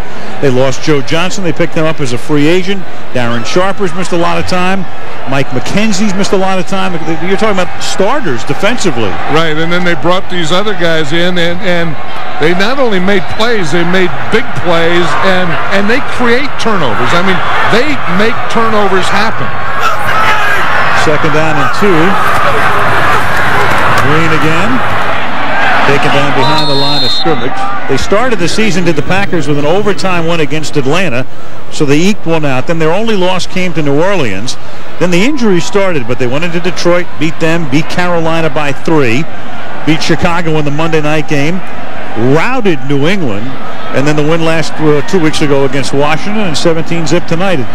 There they are. Tauscher starter, Johnson starter, Bauju played in the nickel and dime package, and the rest of the guys who missed time. You know, and in doing that, they've made a heck of a separation in their division, and that's the first thing you have to do is take care of your division. 4-game lead, in fact, at the halfway mark. Terry Glenn, the intended receiver, and that 4-game lead is over the Lions, who come in here next Sunday. Yeah, and that's why I think, you know, Mike Sherman was talking about the thing that he worries about Brett Favre is not the knee being bad, but the knee getting fatigued. You know, if the knee gets tired, I think if there's any indication of that, there's no need to play Brett Favre anymore. Doug Peterson is the capable backup. Performed very well in the Washington game. Bidwell's kick, fair catch signal made by Dedrick Ward at the 11-yard line. 5:59 left in the third in Green Bay. 17-0 Packers. First down for the Miami Dolphins from the 11-yard line. Under 6 minutes to play in the third quarter. And Lucas throws, and the catch is made out at the 22-yard line as Chris Carter hauls it in. For Carter tonight, in his comeback night, 2 catches, 22 yards. He had the fumble on the other one. Talking about Green Bay and withstanding those injuries. In the first 3 games, they gave up 100 points, but over the last 4, 54, and zip so far tonight. And that was the first NFL team since the 1933 Eagles. Who played on that 33 Eagle defense? First and 10 from the 22, and Lucas throws it away. I wonder if Buckets Goldenberg played against those Eagles. Well, Buckets was playing for Green Bay. He would have played against them. I don't know. That was before Bucko Kilroy's time. And I mean, that would have been in the, I don't know, was Sammy Baugh there or Greasy Neal? Maybe Greasy Neal, another predated Baugh. So that was, I mean, the point is that this Green Bay defense has done something that hasn't been done in a heck of a long time. And I think that, you know, the players deserve a lot of credit. I think their defensive coordinator, Ed Donatel, has done a heck of a job with this. I would say, yeah, he's a guy, he's kind of the unheralded guy right now. Second and 10 from the 22. And the catch is made by Ricky Williams, who gets forced out of bounds on the Packers sideline. Yeah, Donatel is a guy, you know, he was the linebacker coach at Denver, and then when Mike Sherman got the job, I mean, everybody was shocked. You know, everybody said, Mike who?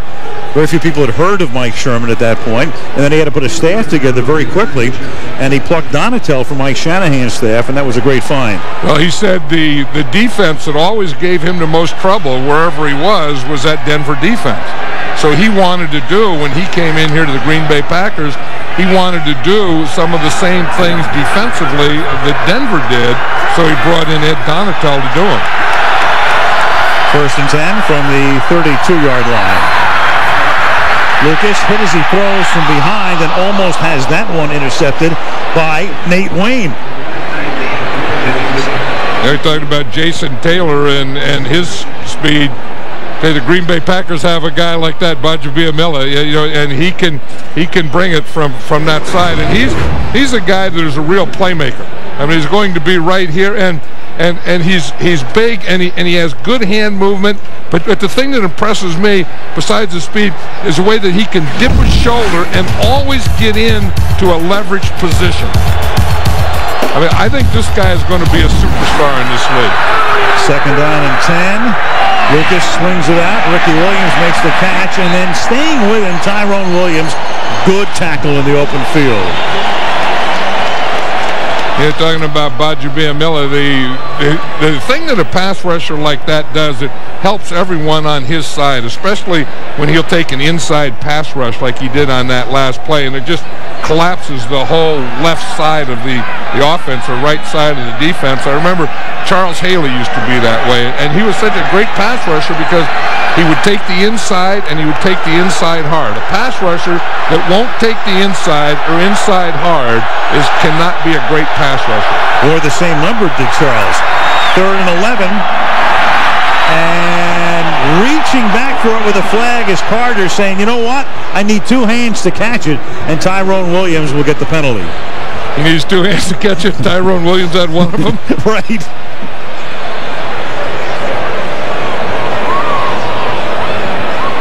So Carter is able to draw the flag. Chris Carter over his career has drawn a lot of flags. I mean, he knows how to use his body. Number 37, defense. That's a first down. He knows how to use his body and do those types of things and put you in some positions you don't want to get into. You see here, he's pushing a little with his right hand. You see that? Chris Carter was pushing off, getting a little separation with his right hand. They didn't see that, but they did see Tyrone Williams. 26-yard penalty. Conrad over the middle. Wayne will tackle him. And the ball came loose again. Umpire looked like he's ready to he doesn't know exactly what to say, so he's saying nothing. But you see how many Green Bay Packers are around there? There were 6 defensive Packers in on that tackle, and that's why the ball is popping out. The line judge, Dave Anderson, had the best view of it, and he said no fumble. The umpire looked like he was ready to rule it a fumble. Ooh, I don't know about that. We'd have to see when that knee goes down. But you see, they don't. It's not just one guy tackling or even 2 guys. It's the 3rd and the 4th guy in there that pops that ball out. And so, since the whistle was blown, not reviewable. 2nd and 2. Lucas puts his shoulder into the defender to try to pick up the first down and gets it. That was the thing that Ray Lucas was telling us last night that he has to do is once you decide to run, don't decide to pass again. Just tuck it away and stay with your run. He felt against Buffalo that's where he got in trouble, is going to pass and then putting the ball down, starting to run, and then try and bring it up again to throw it. The coaches are always talking about committing to the run. He means it. Here's Ricky Williams for a gain of 1. And they rough him up a little bit at the end of the play. And Monday Night Football from Green Bay is being brought to you by Microsoft, providing software for the agile business. Marriott, wherever business takes you, your Marriott awaits. Verizon Wireless, we never stop working for you. And Nissan and your Nissan dealer.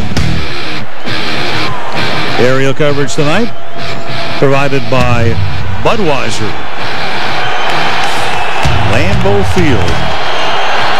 Hurley Lambeau. 2nd down and 9 from the 30. Williams comes out of the backfield. Lucas underneath, and that's the first catch tonight by Randy McMichael. We talked about him a little bit earlier. 4th-round draft choice out of Georgia, and what a find he has been. Yeah, every coach you talk to, every player you talk to really likes Randy McMichael, and they all say the same thing, that he's going to be something special. And he reminds everyone of Shannon Sharp. Not only the way he plays and the position that he plays, but the way he talks. He has a little of that Shannon Sharp in him too. But he's quite a guy. I mean, just meeting him last night, I'll tell you that he has a lot of life in him. He's full of juice, this guy. Couldn't wait to see the bus. 3rd and 3. They run a draw, and here is Lucas picking up a first down. So Lucas, who was down on the turf for about 3 minutes, at the end of the first half, it looked for certain he was out of the game and maybe gone for the season. And here he is in the second half, and now he's running for a first down. Yeah, and that's a great thing about these stadiums now and all the technical equipment they have. They have X-ray machines, and so you can go in, you can X-ray it, you can find out if there's anything broken or what it is, and if there's nothing there, they can say, okay, that's it. You can come back and play. But they really do take all the precautions today. Dolphins just 3 points out of their last 19 possessions. Final play of the period is an interception by Darren Sharper, and he's way out in front, and nobody will catch Darren Sharper. Touchdown. 89 yards.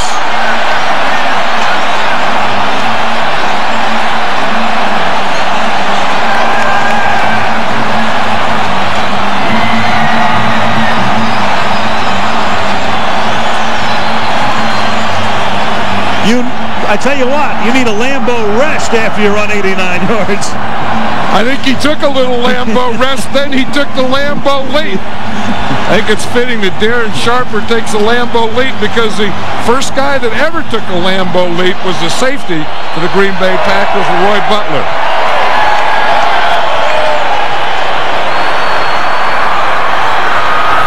And the quarter ends on that play.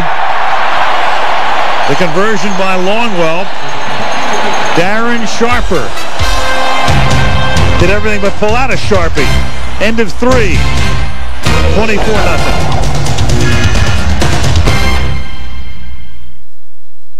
Are you ready for some football? The 500th telecast of Monday Night Football. Raiders, Broncos, an intense rivalry, an historic broadcast. Behind Mike Sherman, Leroy Butler retiring this season after an illustrious career here in Green Bay. Looking at the board, replaying the Sharper run back.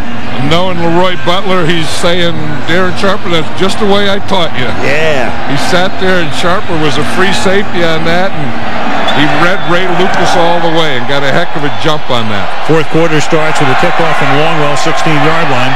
Travis Minor. Flag. Minor back to the 30-yard line. Yeah, I think that's typical the way this game has been going, that Sharper interception right there, that, you know, it's been about Miami turnovers and the Green Bay Packer defense being great at getting turnovers and creating turnovers and making turnovers happen. 4 Miami turnovers tonight.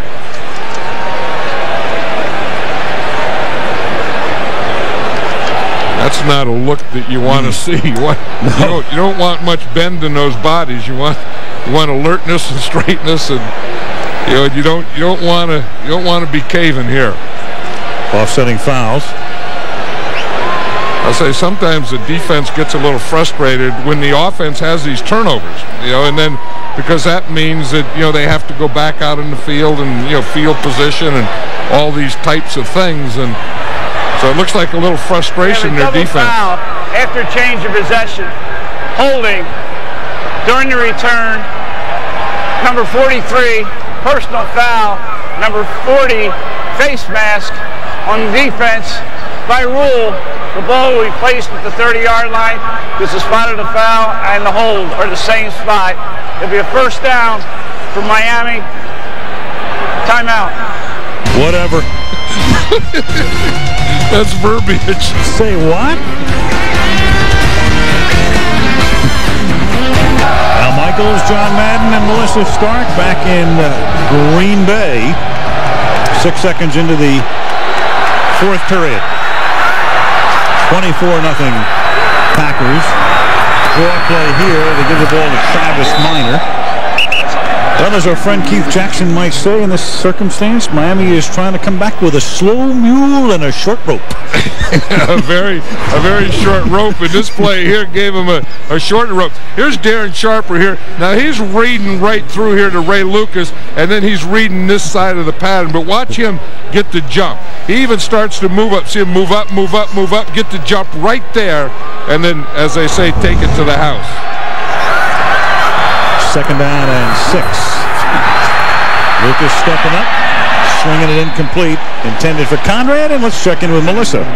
Well, earlier earlier today, I spoke to Bill Parcells, who really brought Ray Lucas into the league, and he said, I think of him like a son. We grew up 8 miles apart in North Jersey, and 2 weeks ago, as a joke, before Lucas's first start, Parcells sent him a box of diapers. Well, after his miserable game, he called Parcells and said, I'm going to need a lot more than diapers now. So Parcells gave him this advice. He said, listen, you got to get back in the huddle, and you've got to convince your teammates that you can get the job done. As for tonight, he gave him the same advice he's given every other quarterback that he has coached. He said, get your team in the end zone. Which is something he's been unable to do tonight. 3rd down and 6. And that pass is incomplete, intended for Randy McMichael. And it should be forever noted that if Bill does not come back to coach again, that Lucas was the quarterback who started the last several games of Parcells' coaching career with the Jets in '99.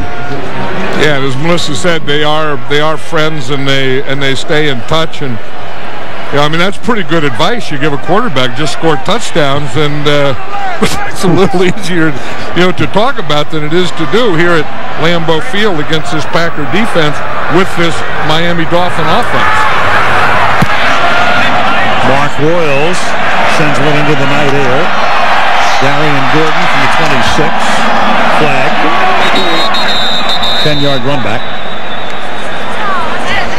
No one asked me, and pardon the interruption, but I think if I were the Green Bay Packers and Mike Sherman, I think I'd take Brett Favre out here. I think I'd just let Doug Peterson finish the game. Excellent point. Because they have everything under control, and he's coming off that thing, and as Mike Sherman said, the only thing I worry about Brett is not hurting the knee so much anymore, is just the knee getting tired. In the back, number 24, during the return, to be a 10-yard penalty. 1st down for Green Bay. Timeout. A minute into the 4th quarter. 24-0. The Packers on their way to a 7-1 record. SportsCenter, ESPN, following the game here at Lambeau Field, where the Green Bay Packers have been dominant from the 12-yard line. Now 1st down, on top 24-0. And Favre not only in the game, but airing one out, and the pass is incomplete, intended for Terry Glenn, partially airing one out. Brett Favre at home, nothing short of sensational. Packers with so much success here through the years.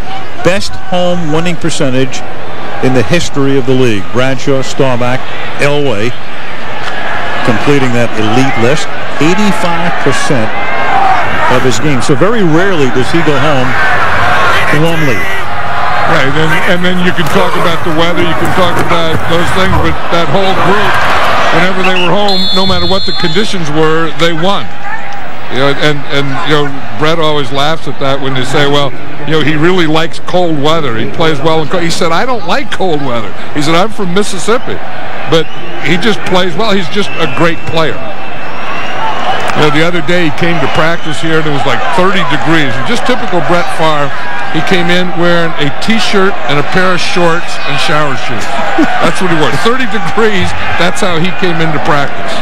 So what does it take? The line must be like about 18 degrees before he puts on long sleeves like this. No, he doesn't. If it got down to 18, he'd probably take off the shirt like some of these other goofy ones here. 3rd down and 8. Over the middle, Donald Driver, and Driver is stopped up at the 17-yard line. So it's a 3-and-out. Miami will get it back. Donald Driver, I was talking about guys with juice in them and life in them, but Donald Driver's one of those guys, and I could see why Brett Favre, always talks so favorably about him. You just watch him. I mean, he's full of life. He's full of life in the game. He's full of life in practice, in the locker room. Everywhere he goes, he has a bounce and a twinkle in his eye. Josh Bidwell. Get out there. 45-yard line, pump fielded Deidre Ward to the 48-yard line. Robert Ferguson making the tackle. Early in the 4th, 24-0 Green Bay. You know what they're doing here now, Al? You haven't seen it in a long time. They're doing the wave. The wave. It's a good way to stay warm. Seen that in years. And Nate Wayne almost had another interception. Intended for Rob Conrad. Wayne all over the place tonight. There goes your wave. The other thing, John, is here's a 24-0 game. Monday night, well into the game. In most stadiums, a lot of people would be on their way home. Not here. No, that's Green Bay. I mean, not only do they not leave, they come here to celebrate. They come here to make a memory. They get here early. I mean, you know, an hour and a half before the game, this crowd is like this. 2nd and 10. To the 47 goes Ricky Williams. I think if anyone did leave, the whole side would probably fall down. Town won't open tomorrow until about noon.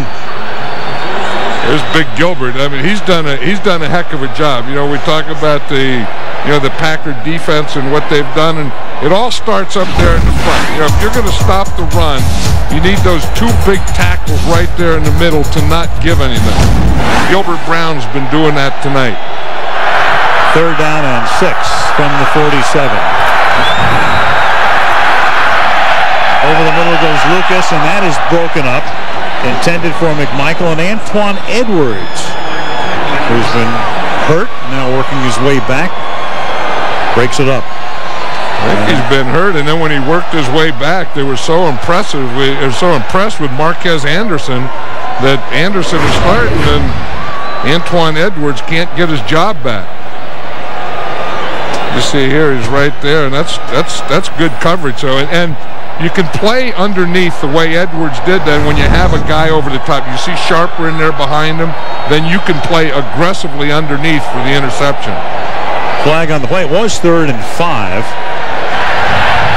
Offside. Number 94. Defense lined up in the neutral zone. This 5-yard penalty does not make a first down. It'll be 3rd down and inches. That's Baja Biamila. Next week, we go to Denver, Oakland, and Denver next Monday night, 500th Monday night. Great way to celebrate it. Matt, you would have coached an Oakland-Denver game on Monday night, right? Yes. And you probably won. You only lost one Monday night game. Yeah. The one that we did lose was to Buffalo. 3rd down and 1. And on 3rd and 1, Williams, who was going to be stopped back of the line of scrimmage, not only picks up a first down, but takes a guy down on the bench with him and moves the chains. Well, Ricky Williams showed some speed and quickness there. I mean, he was, you know, you number the holes, you know, even to the right, you go 2 and then 4 and then 6 and 8. He started in the 2 hole, then went to the 4, then the 6, and then the 8, and then all the way to the sideline. Watch him start in here, boom, bounce out, bounce all the way out, and then turn on the speed right there to get the first down and then take what's ever left.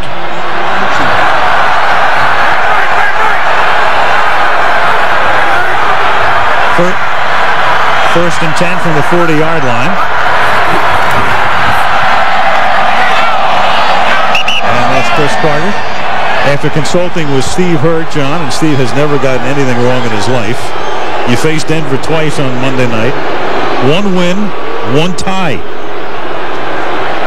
I'm going to have to think of which one. You know, it's funny how in life you don't remember the wins, you remember the losses. You really do, and that's what gets coaches out of it. I mean, that's what got Joe Gibbs out of it. That's what got Bill Parcells out of it. You talk to them all is the wins don't mean as much to you because you're expected to win, but the losses kill you. Well, what about the ties? Do you remember those? Well, I'm trying to remember the tie. That's why I said that. I mean, that was my original thought. I'm trying to remember the tie. 2nd and 1. Lucas to the 24-yard line. And that's a first down. Well, Oakland, Denver, I mean, through the years, there have been some, great rivalries in the league, and you think about the Packers and the Bears, and we had that one, but the Broncos and the Raiders has always been something special, ever since, the AFL started in 1960. Well, and it was the fans there. I mean, you would go to Denver, and it was the only place, I swear, where they would boo you getting off the bus. I mean, where we would park, we'd drive in there, and we'd get off the bus, and the fans would be waiting out there, and as we departed or got off the bus, they were booing us getting off the bus. Only in Denver. And only Oakland did they do it to. And Lucas gets wrapped up and taken down for the sack by Cledius Hunt. Yeah, we talked just a little while ago about Gilbert Brown and the job that he's done inside, but his partner in there has played pretty well too. That's Cledius Hunt. You're going to see him right here. He's going to beat Todd Perry. He just gets that outside shoulder and just runs right through Perry's right shoulder. That's what you call getting an edge. You know, you play a tackle on an edge. He gets the edge, the shoulder of the guard, and he just ran right through Perry's edge. 5-yard loss, second down and 15 from the 29. Well, I have no idea. That's what you call throwing it where they ain't. Nobody.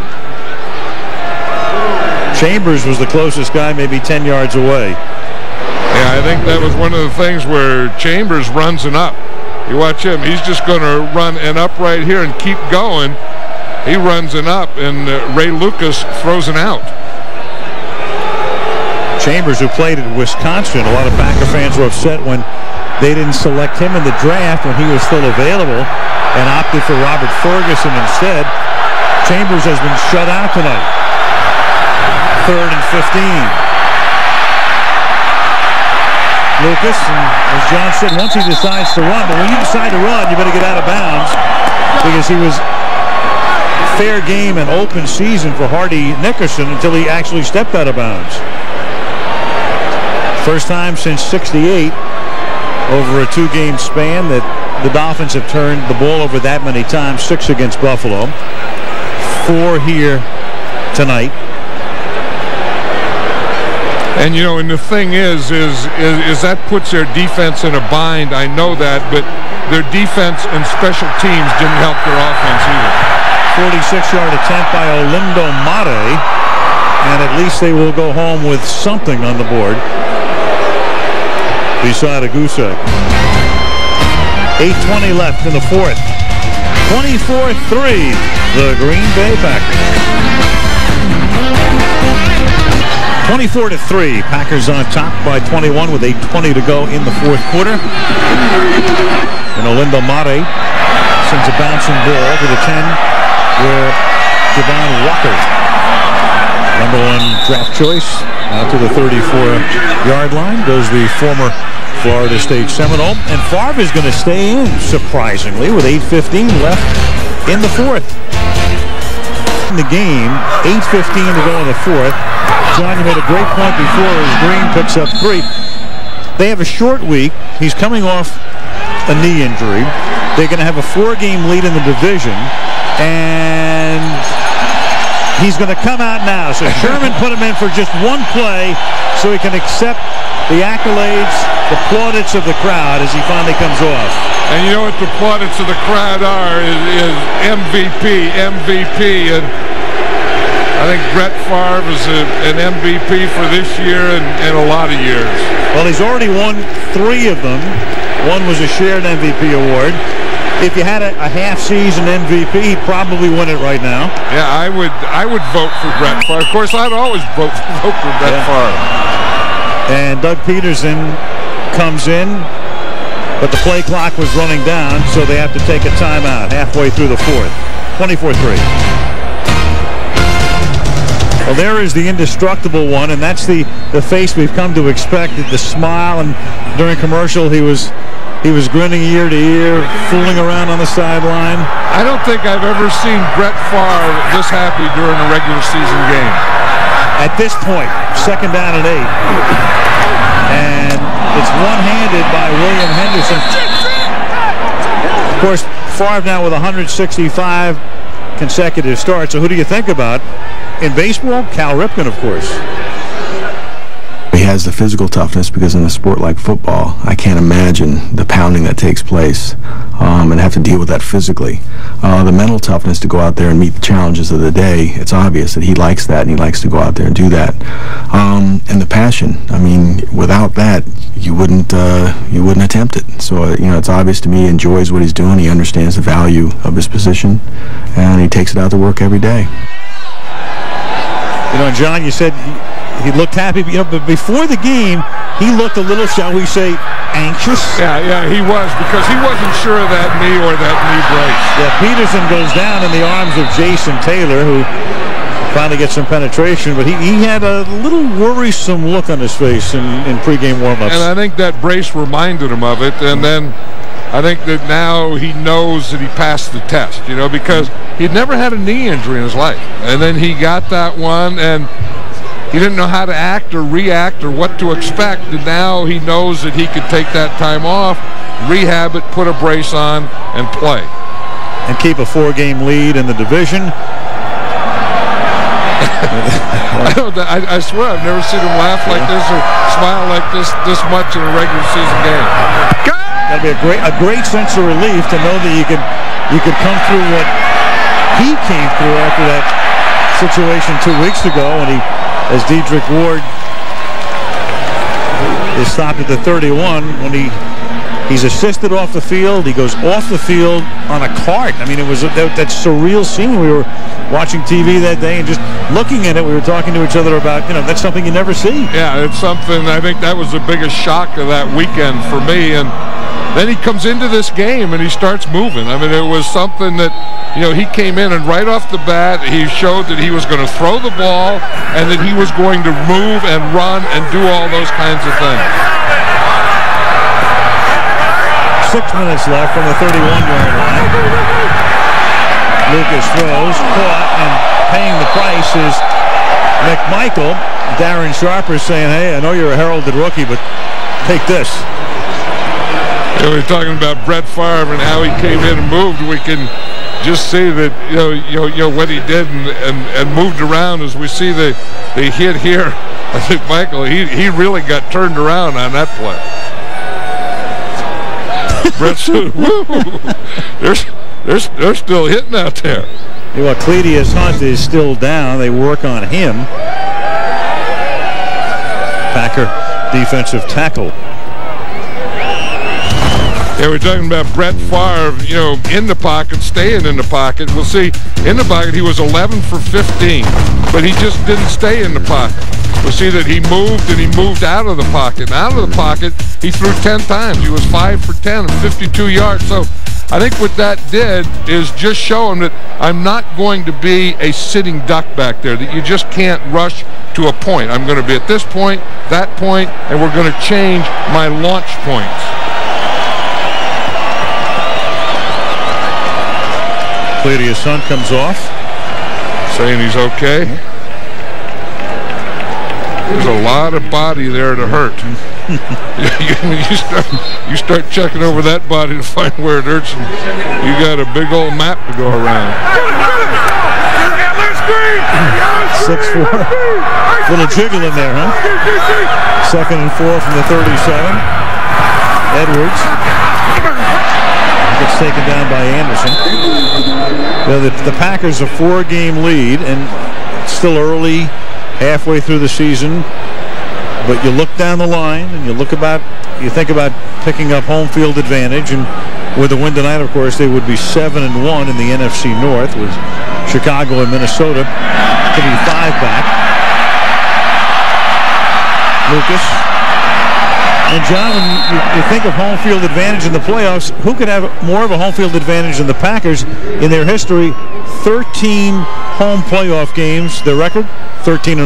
Right, and that's why it's so big. I mean, I think the first thing you think of is division, winning your division, and then you start thinking of playoff implications and then getting home field. And if the Packers can do that, they're going to be tough. Knocked down by Aaron Campman. And right now, if the season ended tonight, Green Bay would have home field advantage, the best record in the conference. Tampa has not had its off week. The Bucs are 7-2. 49ers and Philadelphia, each 6-2. And this guy here, really, the job that he's doing as general manager and coach and everything has to be one of the underrated coaches in this league. You mentioned the top coaches and the top guys and the jobs they're doing. I'll tell you, he has to be in that top group. And just absolutely coming out of nowhere, Ron Wolf picked him after Ray Rhodes had been here for a year. as the successor to Mike Holmgren. And that's incomplete. You know, one of the amazing things, I'll never forget Ron Wolf telling me after he selected Sherman, I said to Ron, I said, well, you must have been pretty close with him when he was an assistant here. And Ron said, no, I had a couple of conversations with him. That's it. Yeah, he said he hardly knew him, but they came in and they had that one conversation. And he said after that, he said he was going to interview some other guys. He said, but he was home, and he said, why do I have to interview anyone else? This is the guy that I want. Exactly. In fact, Marty Schottenheimer was going to come in to be interviewed after Marty had left Kansas City. And then Ron said, I've got my man. You know who Ron always wanted, even before Holmgren and Rhodes and all those guys? He always wanted Steve Spurrier. Yeah. On his list, or short list or whatever, Steve Spurrier was always a top guy on that list. Bunny Holiday knocks it down, and Green Bay will get the ball back. And you think the long and storied history of this franchise with Lambeau and Lombardi and all the rest, and here's Holiday again. Right there he is, right there. Well, he's somewhere there. Bunny Holiday has that torn, that torn pectoral muscle? Right. And it was that right arm that was the torn muscle, and it was that right arm that he put up and knocked that ball down with. Here's Green. When you think about the storied history, of course, with Lambeau, with Lombardi, a little bit of symmetry here with Lombardi coming in 59, his first year, 2 games over 500, as was Sherman. And then in Lombardi's second year, he made the playoffs, as did Sherman. And then the third year, this is pre-Super Bowl now, the NFL championship game, the equivalent of the Super Bowl. Vince won it. What's going to happen to Mike?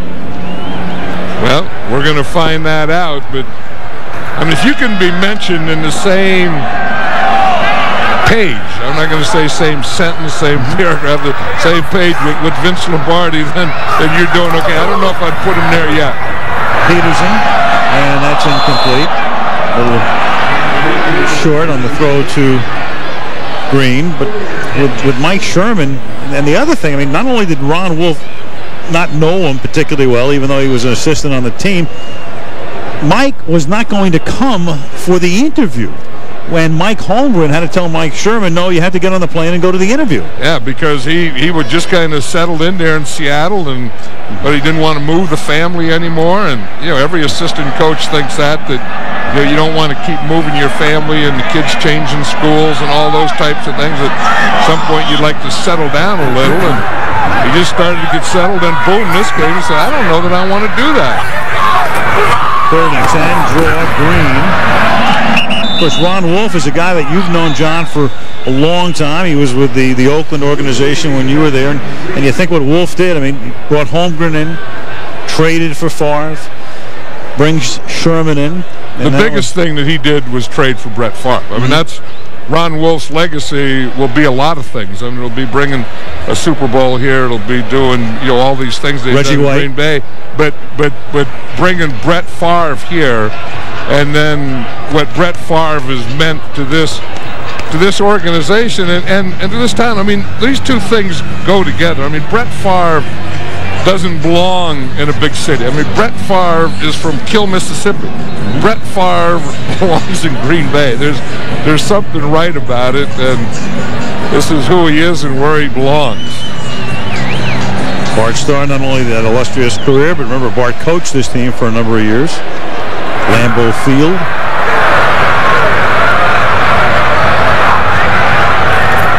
Bidwell. Yeah, I think the football's freeze. I mean, these are some ugly kicks, but when it gets below 32, isn't that freezing? Absolutely. I think the footballs are frozen. I think they're kicking frozen footballs. Rocks. Monday Night Football from the Tundra, brought to you by Coors Light, the official beer sponsor of the NFL. Cold down easy. Capital One, what's in your wallet? Wendy's late night pickup window where you can eat great even late. And Dodge, you can take life as it comes, or you can grab life by the horns. Dodge. Green Bay on this Monday night. Happy Monday night for the Partisans. There's Lucas on first down. Catch is made there by Dedrick Ward. Two of them teammates with the Jets. Yeah, we talk about, Green Bay and being in good shape in their division. Miami's not in terrible shape in their division. I mean, they're not playing well. I mean, Buffalo, they didn't play well, and they didn't play well here tonight in any area. They'll still lead by a half game over Buffalo. Pass is incomplete.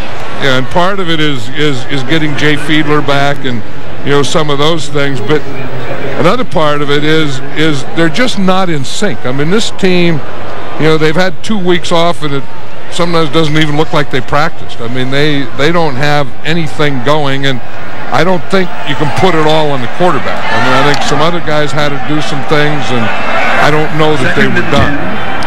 Well, they scored a touchdown on their first drive against Buffalo, and they haven't scored a touchdown since. So it's almost 2 full games by the time this one's over if they don't get into the end zone here without getting into the end zone. Shovel, little flip shovel to Robert Edwards up to the 50-yard line. Talked about Edwards very early in the game about, and I wasn't overstating it, there was a point he suffered such a terrible knee dislocation in a beach football game around the Pro Bowl in Hawaii 3 years ago. There was some talk about an amputation at that point. He's been out of football 3 years and back in now as their third down back. Pass caught by Chris Chambers. So the Dolphins. You see that play out a couple plays ago where Ray Lucas was running and the guy chasing was big Gilbert Brown. Watch him. He's always getting double teamed. He pushes a double team and then he sprints. Now that's a Gilbert Brown sprint, and that's what he's doing now. Seriously, that Gilbert Brown didn't do 2 or 3 years ago. Is he's not only playing his area in the middle, but he's running up and down the line of scrimmage. First and 10 from the 37-yard line.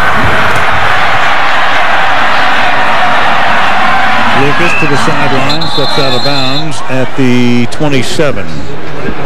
2:14 remaining. Miami comes back north next week. Sunday night game on ESPN against the Jets. Green Bay stays home, and Detroit comes to Lambeau Sunday. You know what that thing Brett Favre keeps putting up in his mouth? That's a hand warmer. And only Brett Favre would warm. I don't know if he's warming his nose or his mustache or the stuff that's coming out of his nose. He is a happy guy tonight as his team will go to 7-1. You saw the Dolphins' upcoming schedule. Yeah. That San Diego game in 3 weeks is the game for which they hope to have Jay Fiedler return to the lineup after the thumb fracture. That will have kept him out at that point 6 weeks. Caught by Ward. And we will take it down to the 2-minute warning. 2 minutes to go at Lambeau Field, where everybody has stayed to the very end. 24-3. Put themselves as players of the game.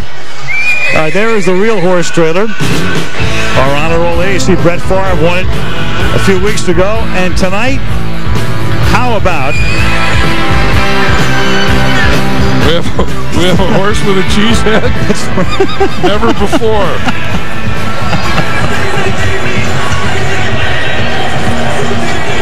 We'll pick our player of the game. You know, I don't like any of those. I'm looking over those, and I don't think we want to pick any of that group right there. Not from there. We had a few guys on the bench. Amon Green has had a big night with 72 yards rushing and 71 yards receiving. The defense has performed extremely well, and number 54, Nate Wayne, he just saves his best work for Monday nights and has done it again tonight.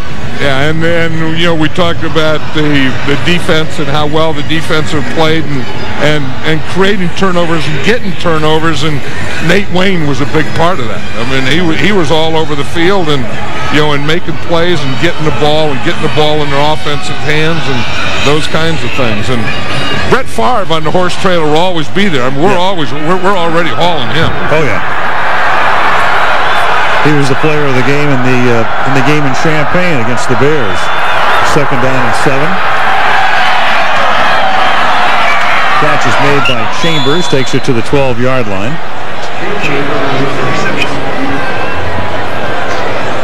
I think the thing that the Dolphins have to be thinking, though, is to get some confidence back, and start, because they played so well in that Denver game. That was a great game.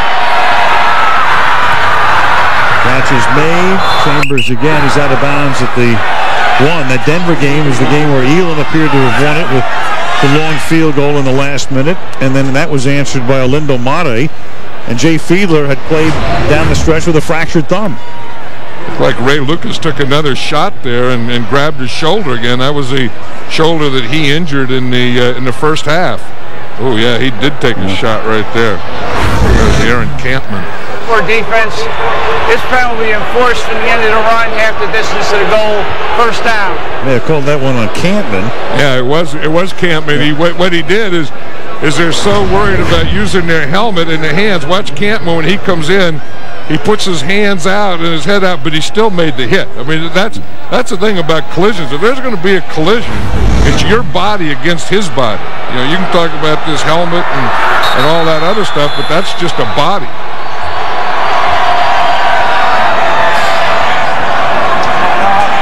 And the reason the penalty, of course, it was just a late hit.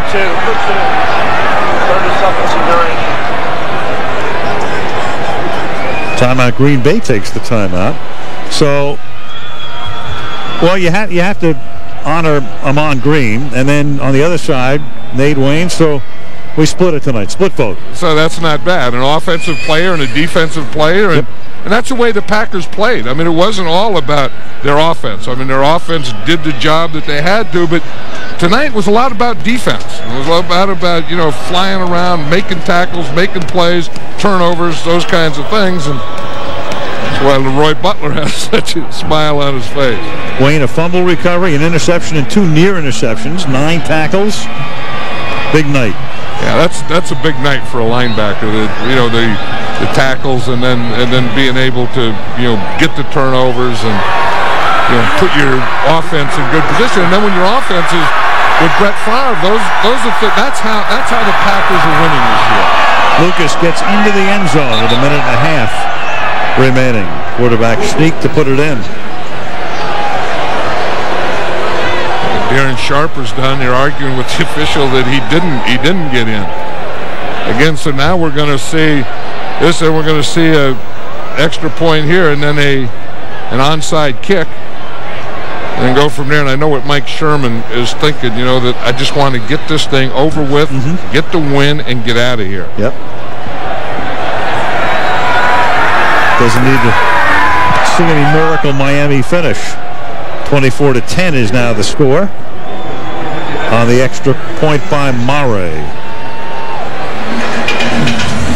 So the 500th Monday in this series that was the dream of Pete Rozelle and Roone Arledge some 33 years ago. And we'll celebrate it in Denver, the Raiders and the Broncos. Monday Night Football next week. Alan, I want to congratulate you for receiving the Walter Cronkite Award last week in Arizona. That was real nice at your alma mater at Arizona State. Very nice of you. Thank you, John. Has inspired our students. Your career has done great honor to ASU.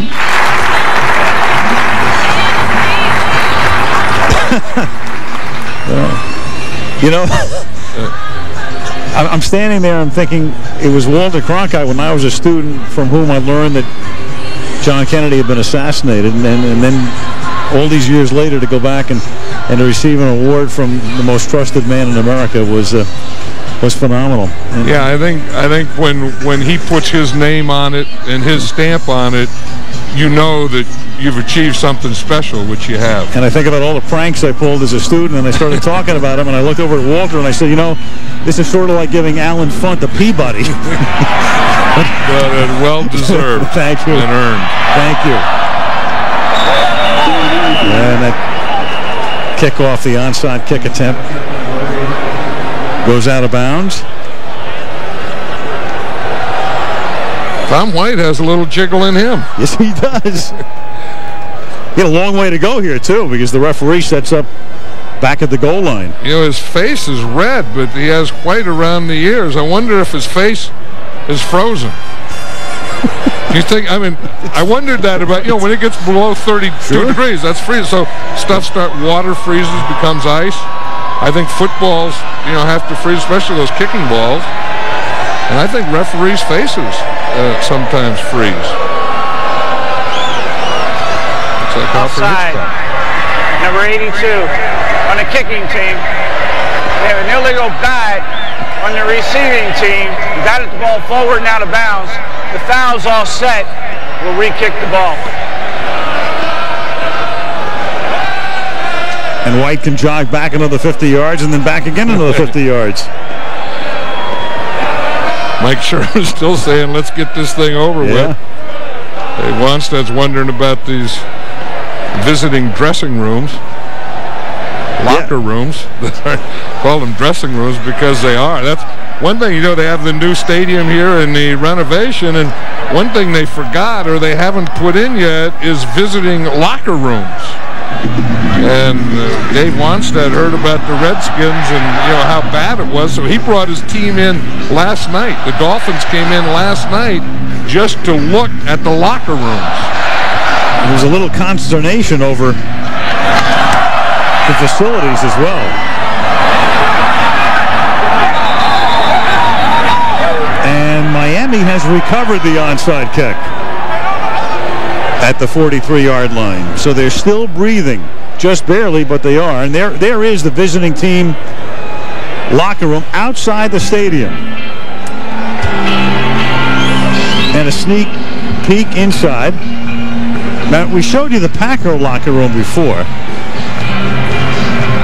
And Dave wanted, you know, it heard how bad it was from the Redskins, and they'd complained about it. So instead of just coming tonight and seeing it for the first time, he brought the whole team here last night to go in there, get used to it. Any complaining you have, get it out of your way, so you come back tonight and just have one thought in your mind, and that's the Packers. 1st and 10 from the 42-yard line. And Lucas, KGB, gets the sack at the 33-yard line. Wrapped them up, knee hit the ground, sack for number 94. And I'll tell you, that's when you need big plays. That's when pass rushers, you can just see him. He gets down here in that left-handed stance, and it's just a sprint. But the other part of the sprint that I like about him is he always dips that shoulder. So part of it is leverage. But watch here. You see how that left shoulder goes down? And as the left shoulder goes down, the right foot goes by, and the next thing is right there is Ray Lucas. I think that's the big thing. I mean, speed is good, but I think the leverage and the shoulder dip. Watch right here. You see there? You see how low he gets? And then he gets underneath anything. And in that position, you're darn near impossible to block. And see, as he goes for the sack, he also goes to chop the ball out of there.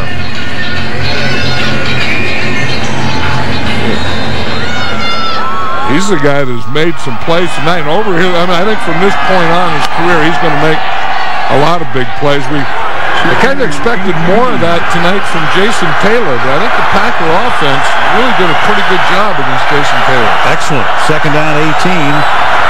Miami with 1 timeout left.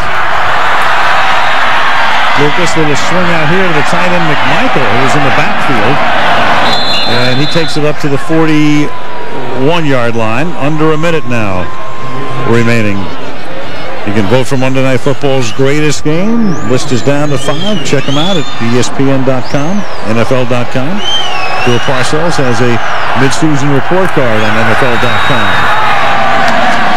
50-yard line, catch made. That's Chris Chambers out of bounds. Well, Monday Night Football, executive producer is Howard Katz. And Bob Toms, the senior producer of ABC Sports. Our man Fred Godelli.